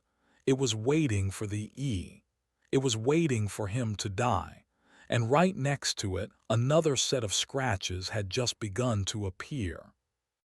JONAH. Chapter 7. The Collector's Ledger. The sound was the only thing that mattered. A faint, dry scratching, scrape, scrape, scrape. It was the sound of a nail on wood, the sound of a tombstone being etched. It filled the small, suffocating room, echoing in the space between Jonah's frantic heartbeats. He stared at the wall, at the fresh, pale letters being carved into the dark wood by an invisible chisel.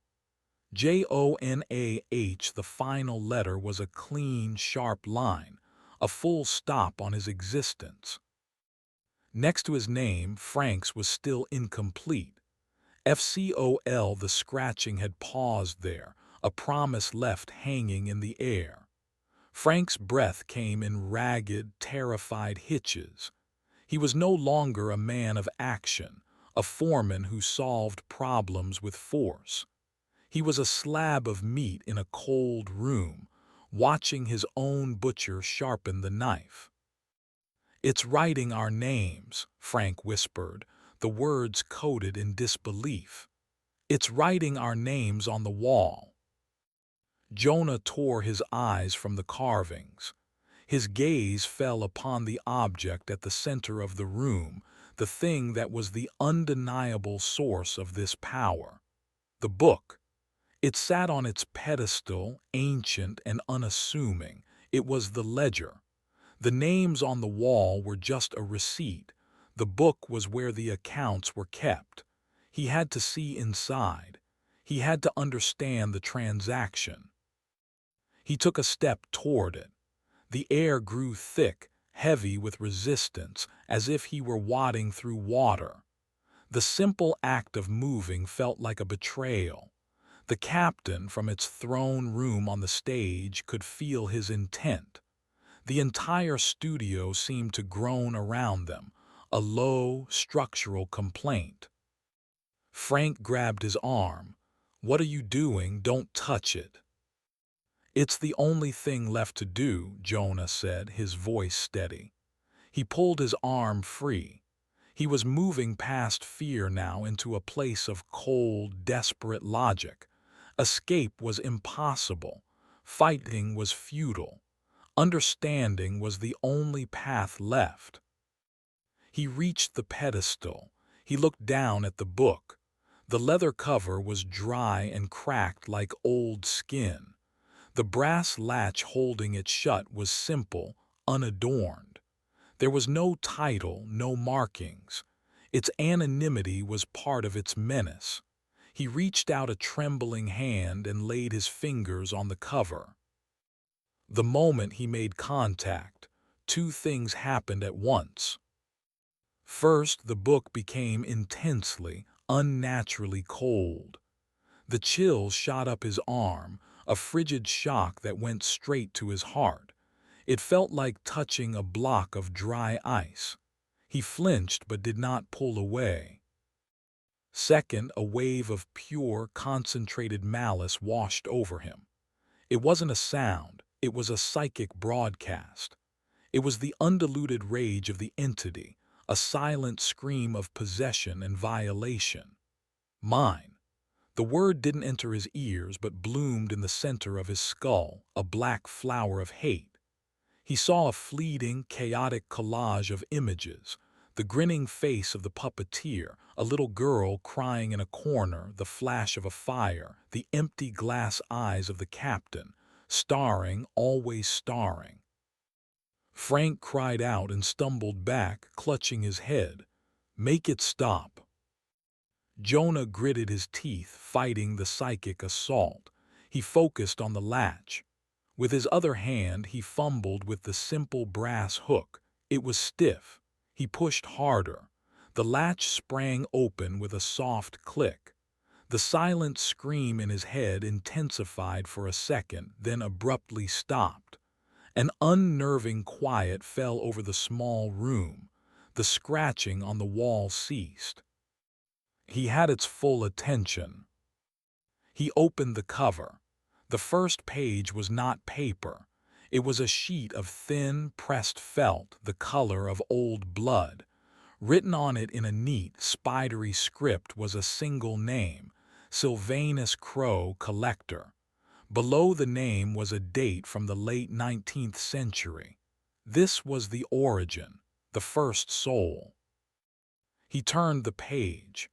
The next page was another name, another date. Each page was a new soul, a new acquisition for the collection. The pages themselves were horrifyingly intimate. Some were felt, some were a thin, vellum-like material that looked disturbingly like skin. Others were brittle and yellowed like old canvas. He realized the book wasn't just a ledger. It was made from the collection itself. He flipped through the pages faster. The names became more recent. He saw the name of the show's creator. He saw the name of the voice actor who had mysteriously vanished after the show was canceled. He saw Cassandra Dunn's father, the puppeteer. He saw Pops McGee's predecessor, a janitor who had reportedly died from a fall on set. Each name was a story of tragedy, a life cut short, a soul bound to the studio. He finally reached the last written page. The ink was still dark, barely seeming dry. Leo Vance, Kino Kenji.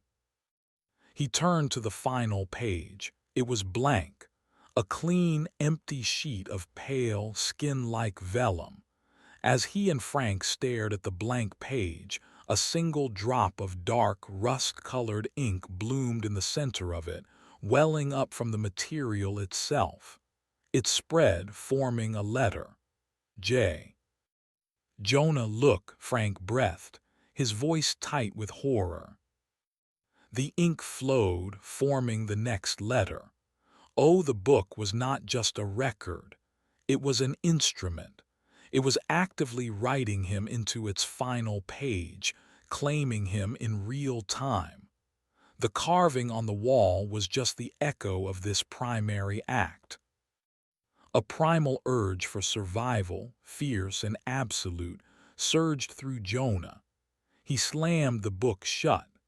The heavy cover closed with a puff of stale air and a solid, satisfying whump. The ink on the page vanished. The half-formed letters were gone. In the same instant, the scratching on the wall stopped. Jonah stared at the closed book, his chest heaving. He had found the mechanism. He had found the switch. The entity could not claim them while its ledger was closed. Thump drag, thump drag. A heavy, shuffling sound came from the prop room, just outside their hidden chamber. The Leo thing. It had been drawn by their presence, by the psychic disturbance of the book being opened. A low, bubbling moan vibrated through the wall. Jonah grabbed the book from the pedestal. To leave it here was to leave the weapon in the hands of the enemy.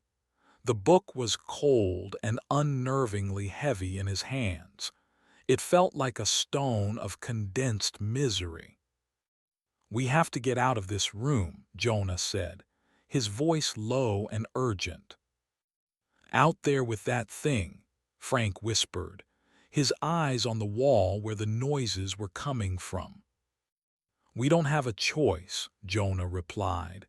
He looked at the blueprint still clutched in Frank's hand. "The prop room is a dead end, but there's a service hatch on the far wall. Leads to a crawl space under the main audience bleachers, if we can get to it." Crash! A loud noise came from the prop room as a tall shelving unit was knocked over. The Leo thing was searching for them, a blind, relentless predator. Jonah clutched the book to his chest. It was their only shield, their only hope. He moved to the opening of the hidden chamber, peering out. The prop room was a disaster area. Shelves were overturned, their contents, fake skulls, rubber chickens, gaudy costumes, spilled across the floor. The Leo thing was near the door to the main studio, its back to them, its lumpy, felt-covered head sniffing at the air. "It's distracted," Jonah breathed. "The hatch is on the opposite wall. We move now quietly." Frank nodded, his face grim. They slipped out of the hidden room, their feet making soft sounds on the cluttered floor. They moved like ghosts, weaving through the maze of discarded props. The Leo thing continued to snuffle and moan at the far door, oblivious. They were halfway to the service hatch when Frank's foot caught on a stray mannequin arm. He stumbled, knocking a stack of metal tins to the floor with a deafening clatter. Every sound stopped. The Leo thing went rigid. Then it turned. Its two crimson button eyes, devoid of any emotion save a hungry malevolence, fixed directly on them. It let out a high-pitched, gurgling roar and charged. There was no time to run. Frank acted on pure instinct. He grabbed the closest object, a heavy, headless mannequin, and heaved it into the monster's path. The Leo thing smashed through the plaster figure without slowing down. Jonah reacted a split second later. He held the book out in front of him like a priest wielding a crucifix. "Get back," he yelled, his voice cracking. The monster was 5 feet away, its malformed claws outstretched. But as Jonah presented the book, the Leo thing skidded to a halt. It flinched, letting out a pained, hissing sound as if the sight of the closed ledger was physically painful. It took a hesitant step back, its button eyes blinking rapidly. It worked. The creature was bound by the rules of its master. It could not defy the primary artifact. "It's afraid of the book," Jonah said, a note of wonder in his voice. He took a step toward the monster, holding the book forward. The Leo thing shuffled backward, moaning. Jonah took another step and another. He was hurting it, pushing it back across the room, away from the service hatch.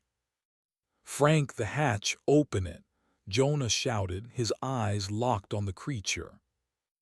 Frank scrambled to the far wall, searching for the hatch outlined on the blueprints.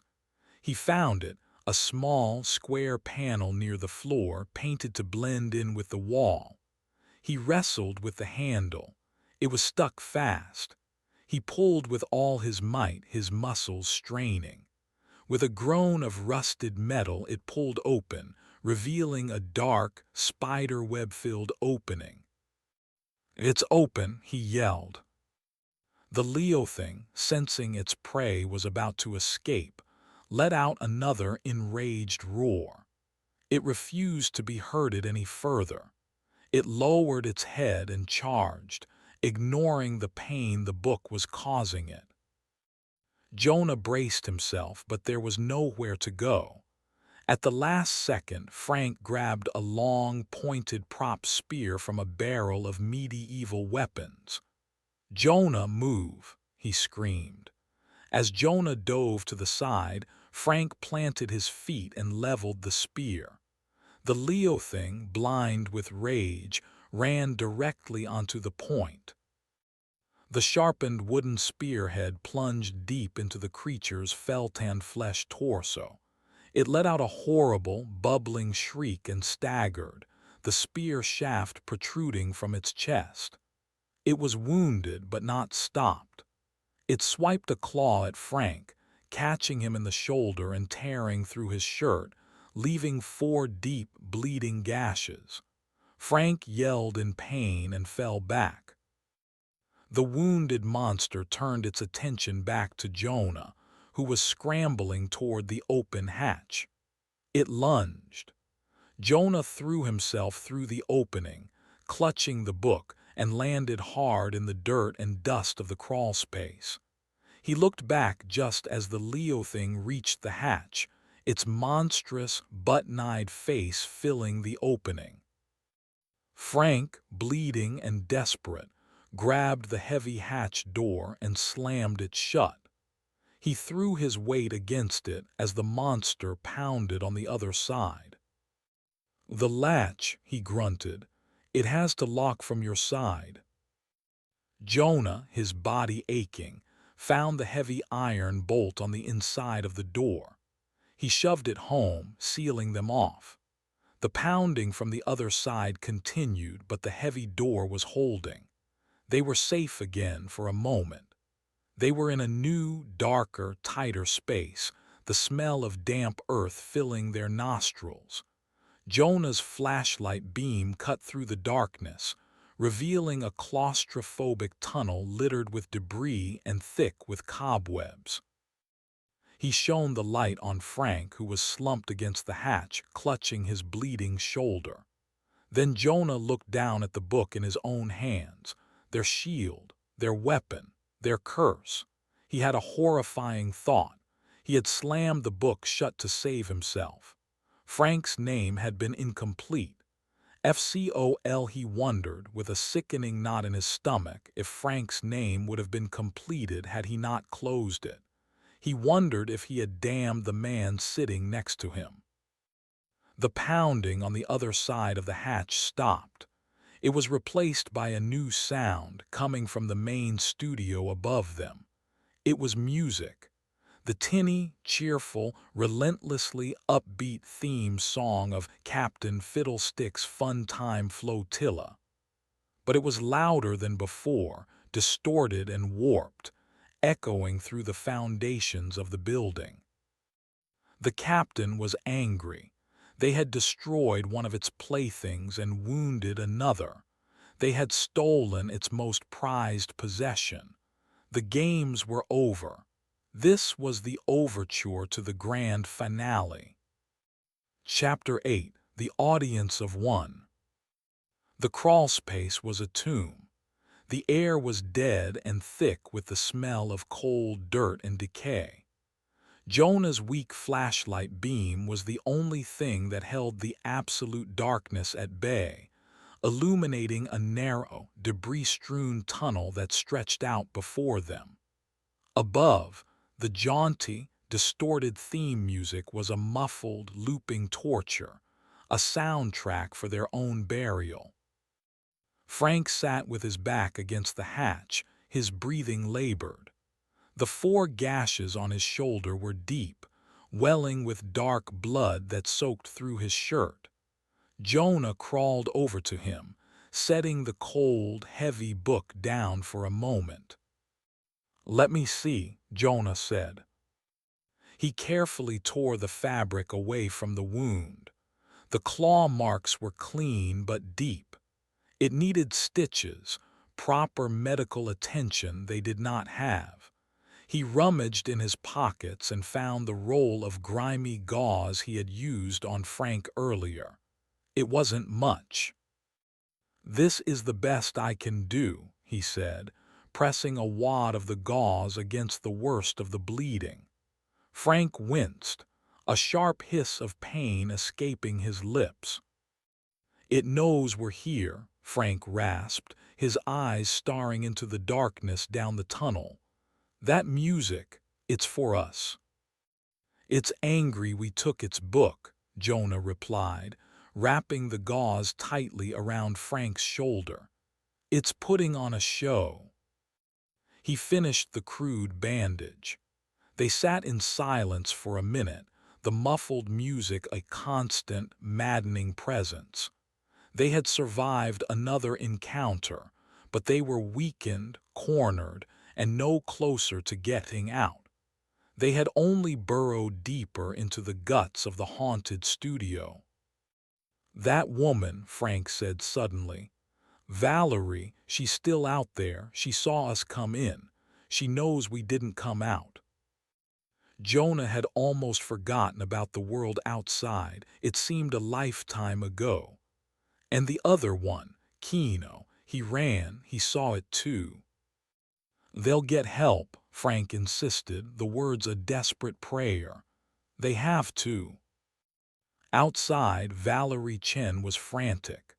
The 60 minutes Mr. Sterling had given her had stretched into nearly 2 hours.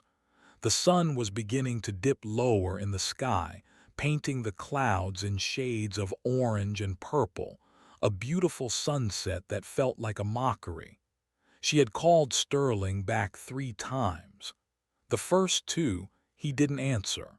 The third time, he answered with a voice cold enough to freeze steam. "Have they come out?" "No, Mr. Sterling. The door is still sealed. I have to call the police. I have a legal and moral obligation." "You have an obligation to this company, Chen. You call the authorities and you can consider your career over. My lawyers will keep this site locked down for weeks. No one gets in or out. Wait for my instructions." The line went dead again. Valerie stared at her phone in disbelief. Keno was huddled by the truck, rocking back and forth, muttering to himself in a low voice. She was alone, stonewalled by her boss, and her 2 coworkers were trapped inside a building that a terrified man was calling the Devil's House. She made a decision. Her career wasn't worth 2 men's lives. She dialed 911. "911, what is your emergency?" I'm at the old KTVX studio complex off the service highway, Valerie said, her voice shaking but clear. There's been an industrial accident. 2 men are trapped inside studio B. The door is sealed, and they're not responding. Ma'am, are they injured? I think so. I heard screaming. Please, you have to hurry. She gave the operator the details. As she hung up, a sense of profound relief washed over her, followed immediately by a wave of professional dread. She had crossed the line. There was no going back. She looked at the silent, dark studio door. "Hold on, Frank," she whispered. "Help is coming." Back in the crawl space, the music from above finally stopped. It was replaced by the low, murmuring sound of the laugh track, a constant, unsettling presence. Jonah knew they couldn't stay put. This tunnel had to lead somewhere. He picked up the book and his flashlight. "We have to keep moving," he said. The blueprints showed this crawl space runs under the main seating area. There should be another access panel up into the auditorium. Frank nodded grimly and, using the wall for support, pushed himself to his feet. Every movement was an effort. They began to move down the tunnel, Jonah in the lead, sweeping the flashlight beam back and forth. The crawl space was a time capsule of neglect. Discarded soda bottles from the 70s, mummified rats, and thick, sticky blankets of cobwebs that clung to their faces. After about 20 yards of slow, painful progress, Jonah's light fell on it, a square of wood in the ceiling of the tunnel. Another hatch. This one would lead up into the main studio. He stopped, listening. The laugh track was louder here, directly above their heads. "This should be it," he whispered. He handed the flashlight and the book to Frank and reached up. The hatch wasn't bolted. It was a simple lift-away panel. He pushed. It moved easily, filling their small space with the faint, colored light of the studio. He pushed it aside and carefully poked his head up. They were where he thought they would be, behind the last row of the old, dusty auditorium-style seating that faced the main stage. The studio was transformed. The harsh work lights were off, replaced by the lurid, colored gels of a stage production. Hazy pinks and sickly yellows bathed the entire space in a theatrical, dreamlike glow. The laugh track seemed to emanate from the walls themselves. And the audience was waiting. On the bleachers, arranged in neat rows, sat the mannequin family. They were joined by other figures Jonah hadn't seen animated before, more child-sized mannequins from other sets, a row of creepy, life-sized clown dolls, and half a dozen scarecrows from some forgotten autumn special. Their heads, all of them, were turned toward the stage, their painted eyes fixed on the fun-time flotilla. They were the audience. And on the floor in front of the seating, the yarn hounds prowled back and forth like restless ushers. Jonah ducked back down. "It's bad up there," he said, his voice low. "He's got them all waiting." "Is there another way out?" Frank asked. Jonah shook his head. "This is it. We go through here, we hug the back wall, and we make it to the main doors. It's our only shot." He knew it was a lie. The main doors were sealed, but he had to give Frank hope. His own hope was pinned on something else, the book. He took it back from Frank. Its cold, solid weight was a strange comfort. "I'll go first," Jonah said. "Stay close behind me and don't make a sound." He pulled himself up out of the crawl space, moving with the silence of a man used to living in the quiet. He was in the top row of the seating area.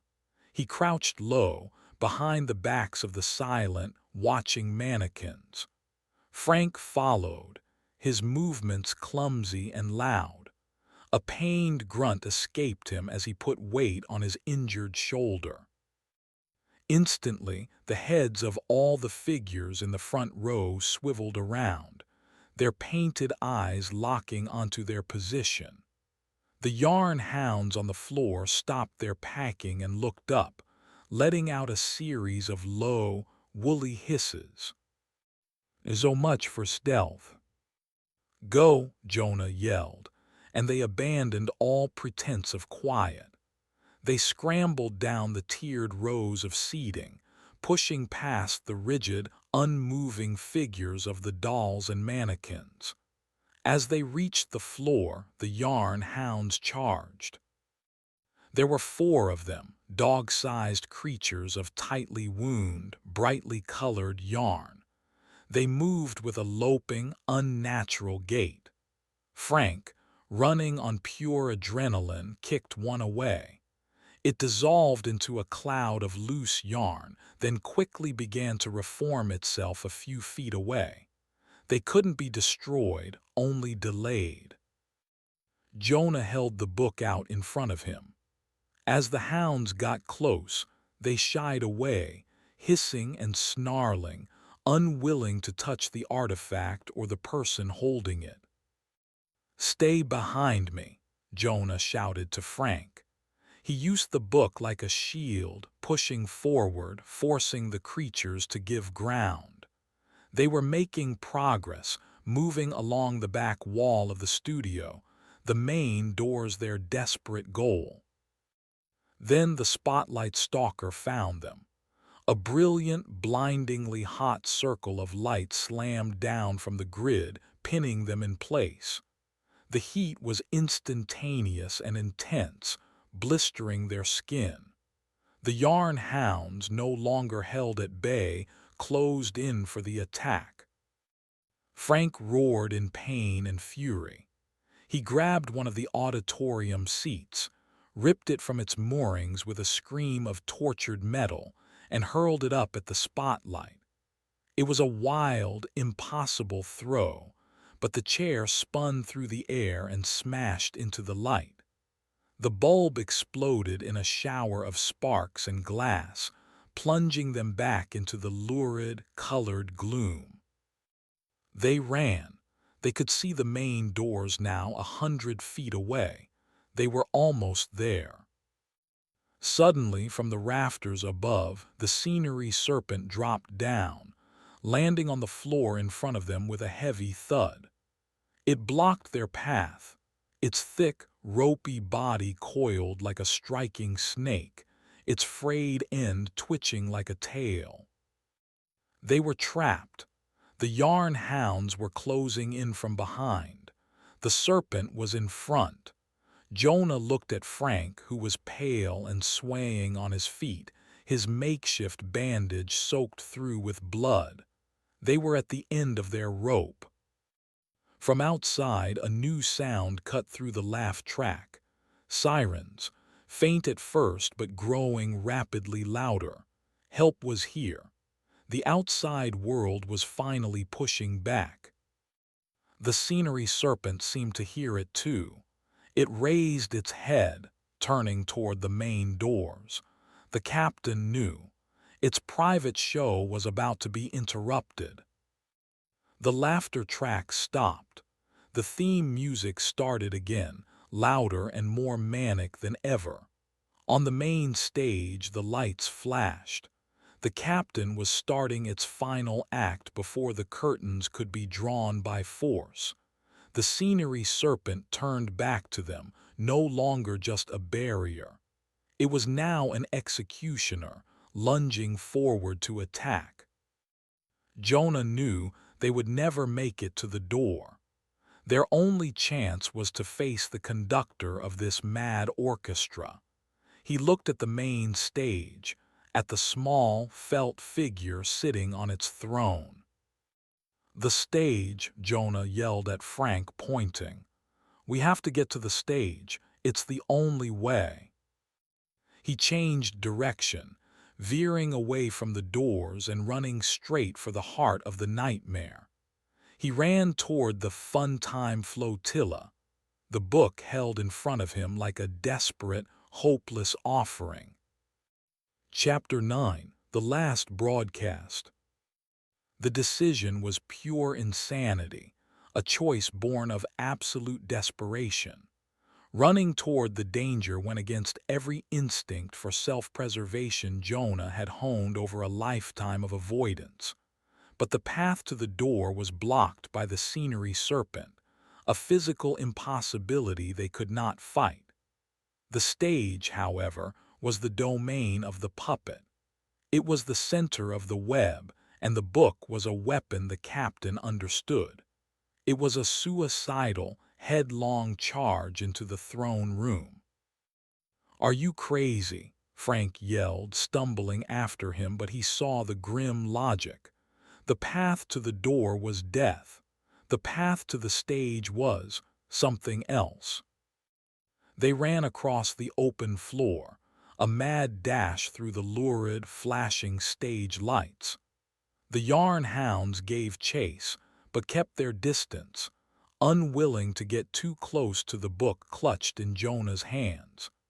The scenery serpent, momentarily confused by their change in direction, uncoiled and began to slither after them, its thick rope body surprisingly fast against the concrete. Jonah's lungs burned. Every muscle screamed in protest. He glanced at Frank, who was lagging, his face pale and slick with sweat, his injured shoulder leaving a trail of dark droplets on the dusty floor. He wasn't going to make it. "Frank, the book!" Jonah yelled. He slowed, turned, and shoved the heavy, cold ledger into Frank's hands. "Use it, keep them back, I have an idea." Frank took the book, his eyes wide with confusion and terror. He held it up, and the pursuing yarn hounds immediately skidded to a halt, hissing. Jonah didn't wait. He sprinted the last few yards to the stage, leaving Frank to fend for himself. He vaulted onto the deck of the fun-time flotilla, his boots thudding on the hollow plywood. He was in the sanctum. The air was frigid, humming with power. The felt fungus had spread, covering almost half the stage in its vibrant, sickly carpet. The captain sat on its throne, bathed in a single, unwavering spotlight. The manic theme music seemed to be blasting directly from its small, felt body. It watched Jonah's approach, its glass eyes gleaming. It did not seem angry. It seemed expectant, as if Jonah were the final guest star arriving for the show's bloody finale. The scenery serpent, ignoring Frank, who was now protected by the book, slithered directly onto the stage, its attention focused solely on Jonah. It reared up, its frayed end poised to strike. Jonah backed away, his eyes darting around the set, searching for the key, the one thing he could use. His idea was a half-formed, desperate gamble based on Pops McGee's last terrified words. He was by the breaker box. His little felt hand was on the main switch, before the sparks flew. The captain hadn't just started the fire. It had used the fire. It had channeled the electricity. It fed on it. The generator had been a feast, and the flashing lights, the blaring music, it was all a massive expenditure of the energy it controlled. Jonah's gamble was simple. What if he could overload the system? What if he could give the captain more power than even it could handle? His eyes fell on a thick, black cable as wide as his wrist. It was the main power feed for the stage's lighting and effects, a direct line to the studio's central grid, the grid Frank had supercharged with the external generator. The cable snaked across the stage and disappeared into the back of the puppet's throne. It was the source of its power, its umbilical cord. The serpent lunged. Jonah Dove rolling across the stage, the rope creature smashing the spot where he had been standing. He scrambled to his feet and ran for the ship's mast. Tied to the mast were several old, thick ropes used as stage dressing. He fumbled with the knot on one of them, his fingers clumsy with adrenaline. The serpent came at him again. He ducked behind the mast, the serpent's body slamming into the wood with a force that shook the entire set. He got the rope free. It was long and heavy. He now had a weapon of his own. As the serpent recoiled for another strike, Jonah swung his rope like a whip, its end catching the creature around its midsection. He pulled, trying to gain leverage. It was like trying to pull over a tree. From the floor, Frank watched in horror. He was holding the yarn hounds at bay with the book, but he was weakening, swaying on his feet. He saw Jonah fighting the serpent on the stage, a losing battle. He had to do something. He looked down at the book in his hands, at its simple brass latch. Jonah had opened it. He had slammed it shut. Frank wondered what would happen if he opened it again, right here in the heart of the studio. With a surge of desperate courage, Frank unhooked the latch and threw the book open. The effect was instantaneous and catastrophic. The manic music cut out. Every light in the studio, including the captain's personal spotlight, went dark, plunging the room into absolute blackness. A collective, psychic scream of agony erupted from the building itself, 1,000 times worse than the one Jonah had experienced in the hidden room. Frank was knocked off his feet by the blast, the book sliding from his grasp. The yarn hounds dissolved into inert piles of wool. The mannequin audience toppled from their seats like ninepins. On the stage, the scenery serpent went limp, falling to the deck like a dead thing.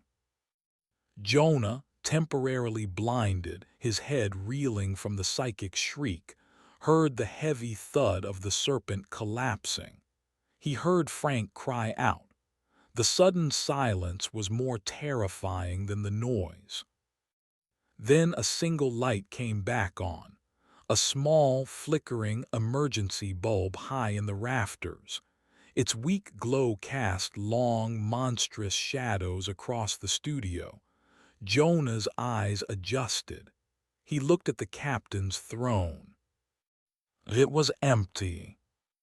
His blood ran cold. He scanned the stage. Nothing. The puppet was gone. A soft, dry, shuffling sound came from behind him. Scrape, scrape. Jonah spun around. Captain Fiddlesticks was standing 10 feet away near the edge of the stage, but it was different. It wasn't just standing anymore. It was twitching, vibrating with a terrible, contained energy. A faint, blue-white aura like static electricity crackled around its felt body. Frank opening the book had done something terrible. It hadn't just cut the power to the peripherals. It had released the core energy. It had severed the puppet from its throne, from its external power source, and forced the entity's full, raw power into the vessel itself. The puppet's head snapped up. Its stitched smile began to stretch, to widen, the red yarn pulling at the felt, tearing it. The smile grew into a grotesque, impossibly wide grin. The two glass eyes began to glow from within with that same blue-white light. The captain was no longer a vessel. It was the god itself, untethered and incandescent with rage. It took a step toward Jonah. This was no shuffle. It was a solid, deliberate step. It raised a small, felt hand and a bolt of pure, white energy, a miniature lightning strike, shot from its fingertip. It struck the deck near Jonah's feet, blasting a blackened, smoking hole in the plywood.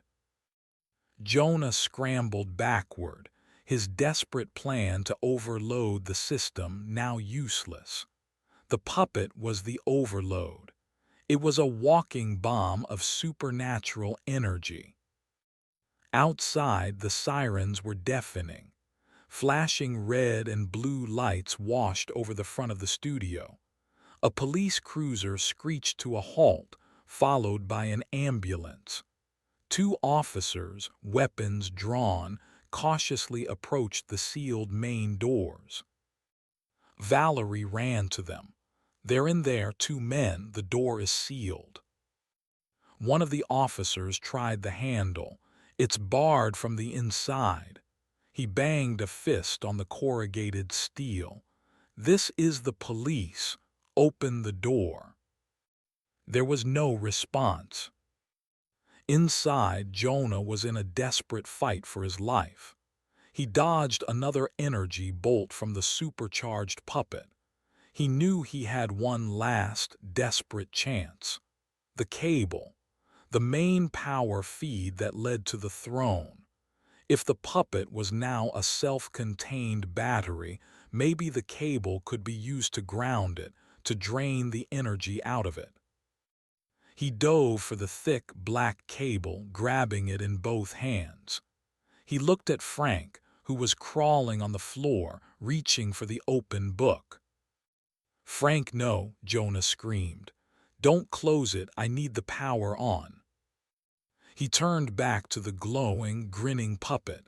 He held the power cable like a matador's cape. "Hey, Captain," he yelled. "All aboard for fun." The puppet let out a shriek, a sound of static and fury, and fired another, larger bolt of energy at him. Jonah swung the cable. The bolt struck the thick, rubber-insulated cable, and for a second nothing happened. Then the entire length of the cable began to glow, the energy coursing through it, seeking a ground. The lights in the studio flickered back to life as the raw power of the puppet was fed back into the grid. The captain staggered, its internal light dimming for a second. It worked. He could drain it. But the cable was becoming hot in his hands, the rubber insulation beginning to smoke. He couldn't hold it for long. The puppet shrieked again and fired a continuous, sustained beam of energy at him. Jonah met it with the cable. The two forces locked in a titanic struggle. The lights in the studio strobed violently. The speakers blasted bursts of static, the whole building shaking as it tried to absorb the raw, untamed power of its master. The puppet was pouring all of its being into this final attack. Jonah's hands were blistering, the rubber of the cable melting, sticking to his skin. He roared in pain, but he held on. He was losing. The puppet was too strong. The energy was pushing him back toward the ship's mast. His back hit the wood. He was trapped. Then he saw it. Wrapped around the base of the mast was a length of rusted, heavy anchor chain, another piece of stage dressing. An idea born of fire and agony exploded in his mind. With his last ounce of strength, he whipped the power cable around the anchor chain, creating a direct, metal-on-metal connection. The full, undiluted energy of the puppet now had a direct, unimpeded path. But it wasn't a ground. The energy surged through the anchor chain, which began to glow cherry red. It snaked up the mast. It hit the metal rigging of the ship. From there, it leaped to the lighting grid above, a massive arc of blue-white lightning. The entire metal superstructure of the studio became a conductor. Lights exploded. Speakers popped like firecrackers. The felt fungus on the stage ignited, burning with a furious, multicolored chemical fire. The puppet, its energy now flowing uncontrollably out of it, and into the very bones of the building it had controlled for a century, began to overload. It swelled, its felt body distending.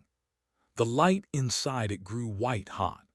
It let out one final, silent, psychic scream as its own power, amplified and fed back by the grid it had mastered, consumed it from within.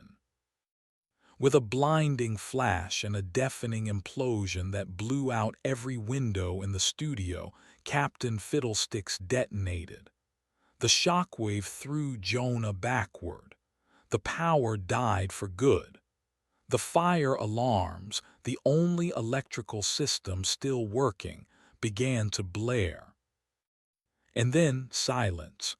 A profound, final silence, broken only by the crackle of the burning fungus and the wail of the alarms.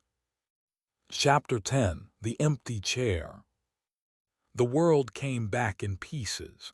The smell of ozone and burnt plastic, the insistent mechanical scream of the fire alarms, the cold of the concrete floor against his cheek. Jonah pushed himself up, his body a symphony of pain. His hands were a mess of raw, weeping burns. The studio was a wreck. The flashing emergency lights of the police cars outside strobed through the shattered windows, casting long, dancing shadows. He saw Frank lying near the stage, pushing himself to his feet. He saw the book lying open on the floor, its pages riffling in the draft from a broken window. He saw the smoldering, multicolored ashes of the felt fungus. He looked at the captain's throne. It was scorched and blackened, but it was still there. And it was empty. The entity was gone, grounded and dissipated, consumed by its own power. A loud metallic groan came from the front of the studio. The main doors, their locking mechanism fried by the power surge, were being forced open by the police. A moment later, 2 officers and a paramedic flooded into the room, their flashlights cutting through the haze. "Over here," Frank yelled, his voice hoarse. The next few minutes were a blur of voices, lights, and urgent commands. The paramedic rushed to Frank, attending to his shoulder. An officer helped Jonah to his feet, his face a mask of professional concern and utter confusion as he took in the bizarre scene of destruction. "What happened in here?" the officer asked. Jonah just shook his head, unable to form the words. Where would he even begin? As the paramedics were loading Frank onto a stretcher, Frank looked at Jonah. There was a new understanding in his eyes, the look of a man who had stared into the abyss and had, impossibly, been pulled back. "The book," he rasped, pointing a shaky finger. Jonah looked. One of the police officers was approaching the open ledger, his curiosity piqued. "Don't touch it," Jonah and Frank yelled at the same time. The officer froze, startled. Jonah walked over, his legs unsteady. He knelt down, ignoring the searing pain in his hands, and carefully closed the book. The brass latch clicked shut with a sound of finality. He picked it up. It was still cold, but it felt inert, just an old book. He handed it to the bewildered officer. "Evidence," Jonah said simply. "Don't open it." He watched them carry Frank out into the night toward the waiting ambulance. Valerie Chen ran to the stretcher, her face a mess of tears and relief. Their worlds were reasserting themselves. There would be reports, questions, investigations, but they were alive. They were out. Jonah stood in the middle of the ruined studio as firefighters began to cautiously enter, their equipment ready. He was a ghost in the background, another piece of the strange scenery. He knew he couldn't stay. His home was gone, destroyed not by the developers but by his own desperate act of war. The authorities would have questions he could never answer. He would be sent to shelters, to programs, back into the world that had rejected him once before. He turned and slipped away, melting into the shadows of the workshop as the official, orderly chaos of the outside world consumed his kingdom. He found his small bag of meager possessions. As he turned to leave through a back service door he knew the authorities hadn't found yet, he saw a flash of movement. Cinder, the three-legged cat, emerged from under a dusty workbench, her one good eye bright in the gloom. She trotted over to him and rubbed against his leg, a low purr rumbling in her chest. Jonah scooped her up, holding her close. He wasn't entirely alone. He stepped out of the back door into the cool night air. He didn't look back. There was nothing left for him there. He walked away from the flashing lights and the shouting voices, a strange, anonymous man with burned hands and a cat, disappearing into the darkness. Months later, the story of the KTVX studio incident was a local media footnote. The official report cited a massive electrical surge from a faulty generator combined with a fire caused by unstable, flammable chemicals found in old film stock and stage materials. The bizarre testimony of the demolition foreman, Frank Cole, was dismissed as trauma-induced delirium. The company paid a hefty fine. The site was eventually leveled. A new, sterile corporate office park now stood where the cardboard kingdom once reigned. Jonah found his way. He and Cinder ended up in a small, quiet town 100 miles away. He got a job as a handyman at a local library, a place of quiet order and forgotten stories. His hands healed, leaving behind a network of thin, silvery scars. He rarely spoke of the past. It lived inside him, a cold corner of his memory he never visited. One rainy afternoon, he was sorting through a box of donated books in the library's basement. At the bottom of the box, his scarred fingers touched a familiar texture. It was a book bound in dark, cracked leather, with a simple brass latch. His heart stopped. It was impossible. The police had it in evidence, but here it was. It had found him. He could feel a faint, residual coldness emanating from it. He knew he should burn it, bury it, throw it in the ocean. But a part of him, a dark, curious part, needed to know. His hands shaking, he unhooked the latch. He opened the book. He flipped through the pages of felt and skin and canvas, past the names of the collected souls. He reached the last page, the one that had been blank. It wasn't blank anymore. Two names were written there in a familiar, spidery script. Frank Cole, Jonah Petrie. Underneath their names was a single, chilling word: released. He stared at the page, a wave of cold understanding washing over him. He had not destroyed the collector. He had simply broken its prison. By destroying the vessel, the puppet, and its anchor, the studio, he had fulfilled some cosmic, unknown clause in its contract. He had freed the souls trapped within its pages. He had freed himself. He closed the book. It felt different now, not inert but peaceful. The coldness was gone. It was just a book, an empty ledger. He looked around the quiet, dusty basement of the library. It was a place of forgotten things, of stored memories, a place of peace. He thought of the empty chair on the stage, the silent throne of the vanquished king. He put the book back in the box and pushed it onto a high shelf, to be forgotten again among the other stories. He was the janitor of this new, quiet kingdom. And for the first time in his life, Jonah Petrie felt truly, completely, and blessedly alone. Chapter 11, Epilogue, A New Acquisition. In a brightly lit, modern television studio in Burbank, California, a group of executives was watching a sizzle reel for a new project.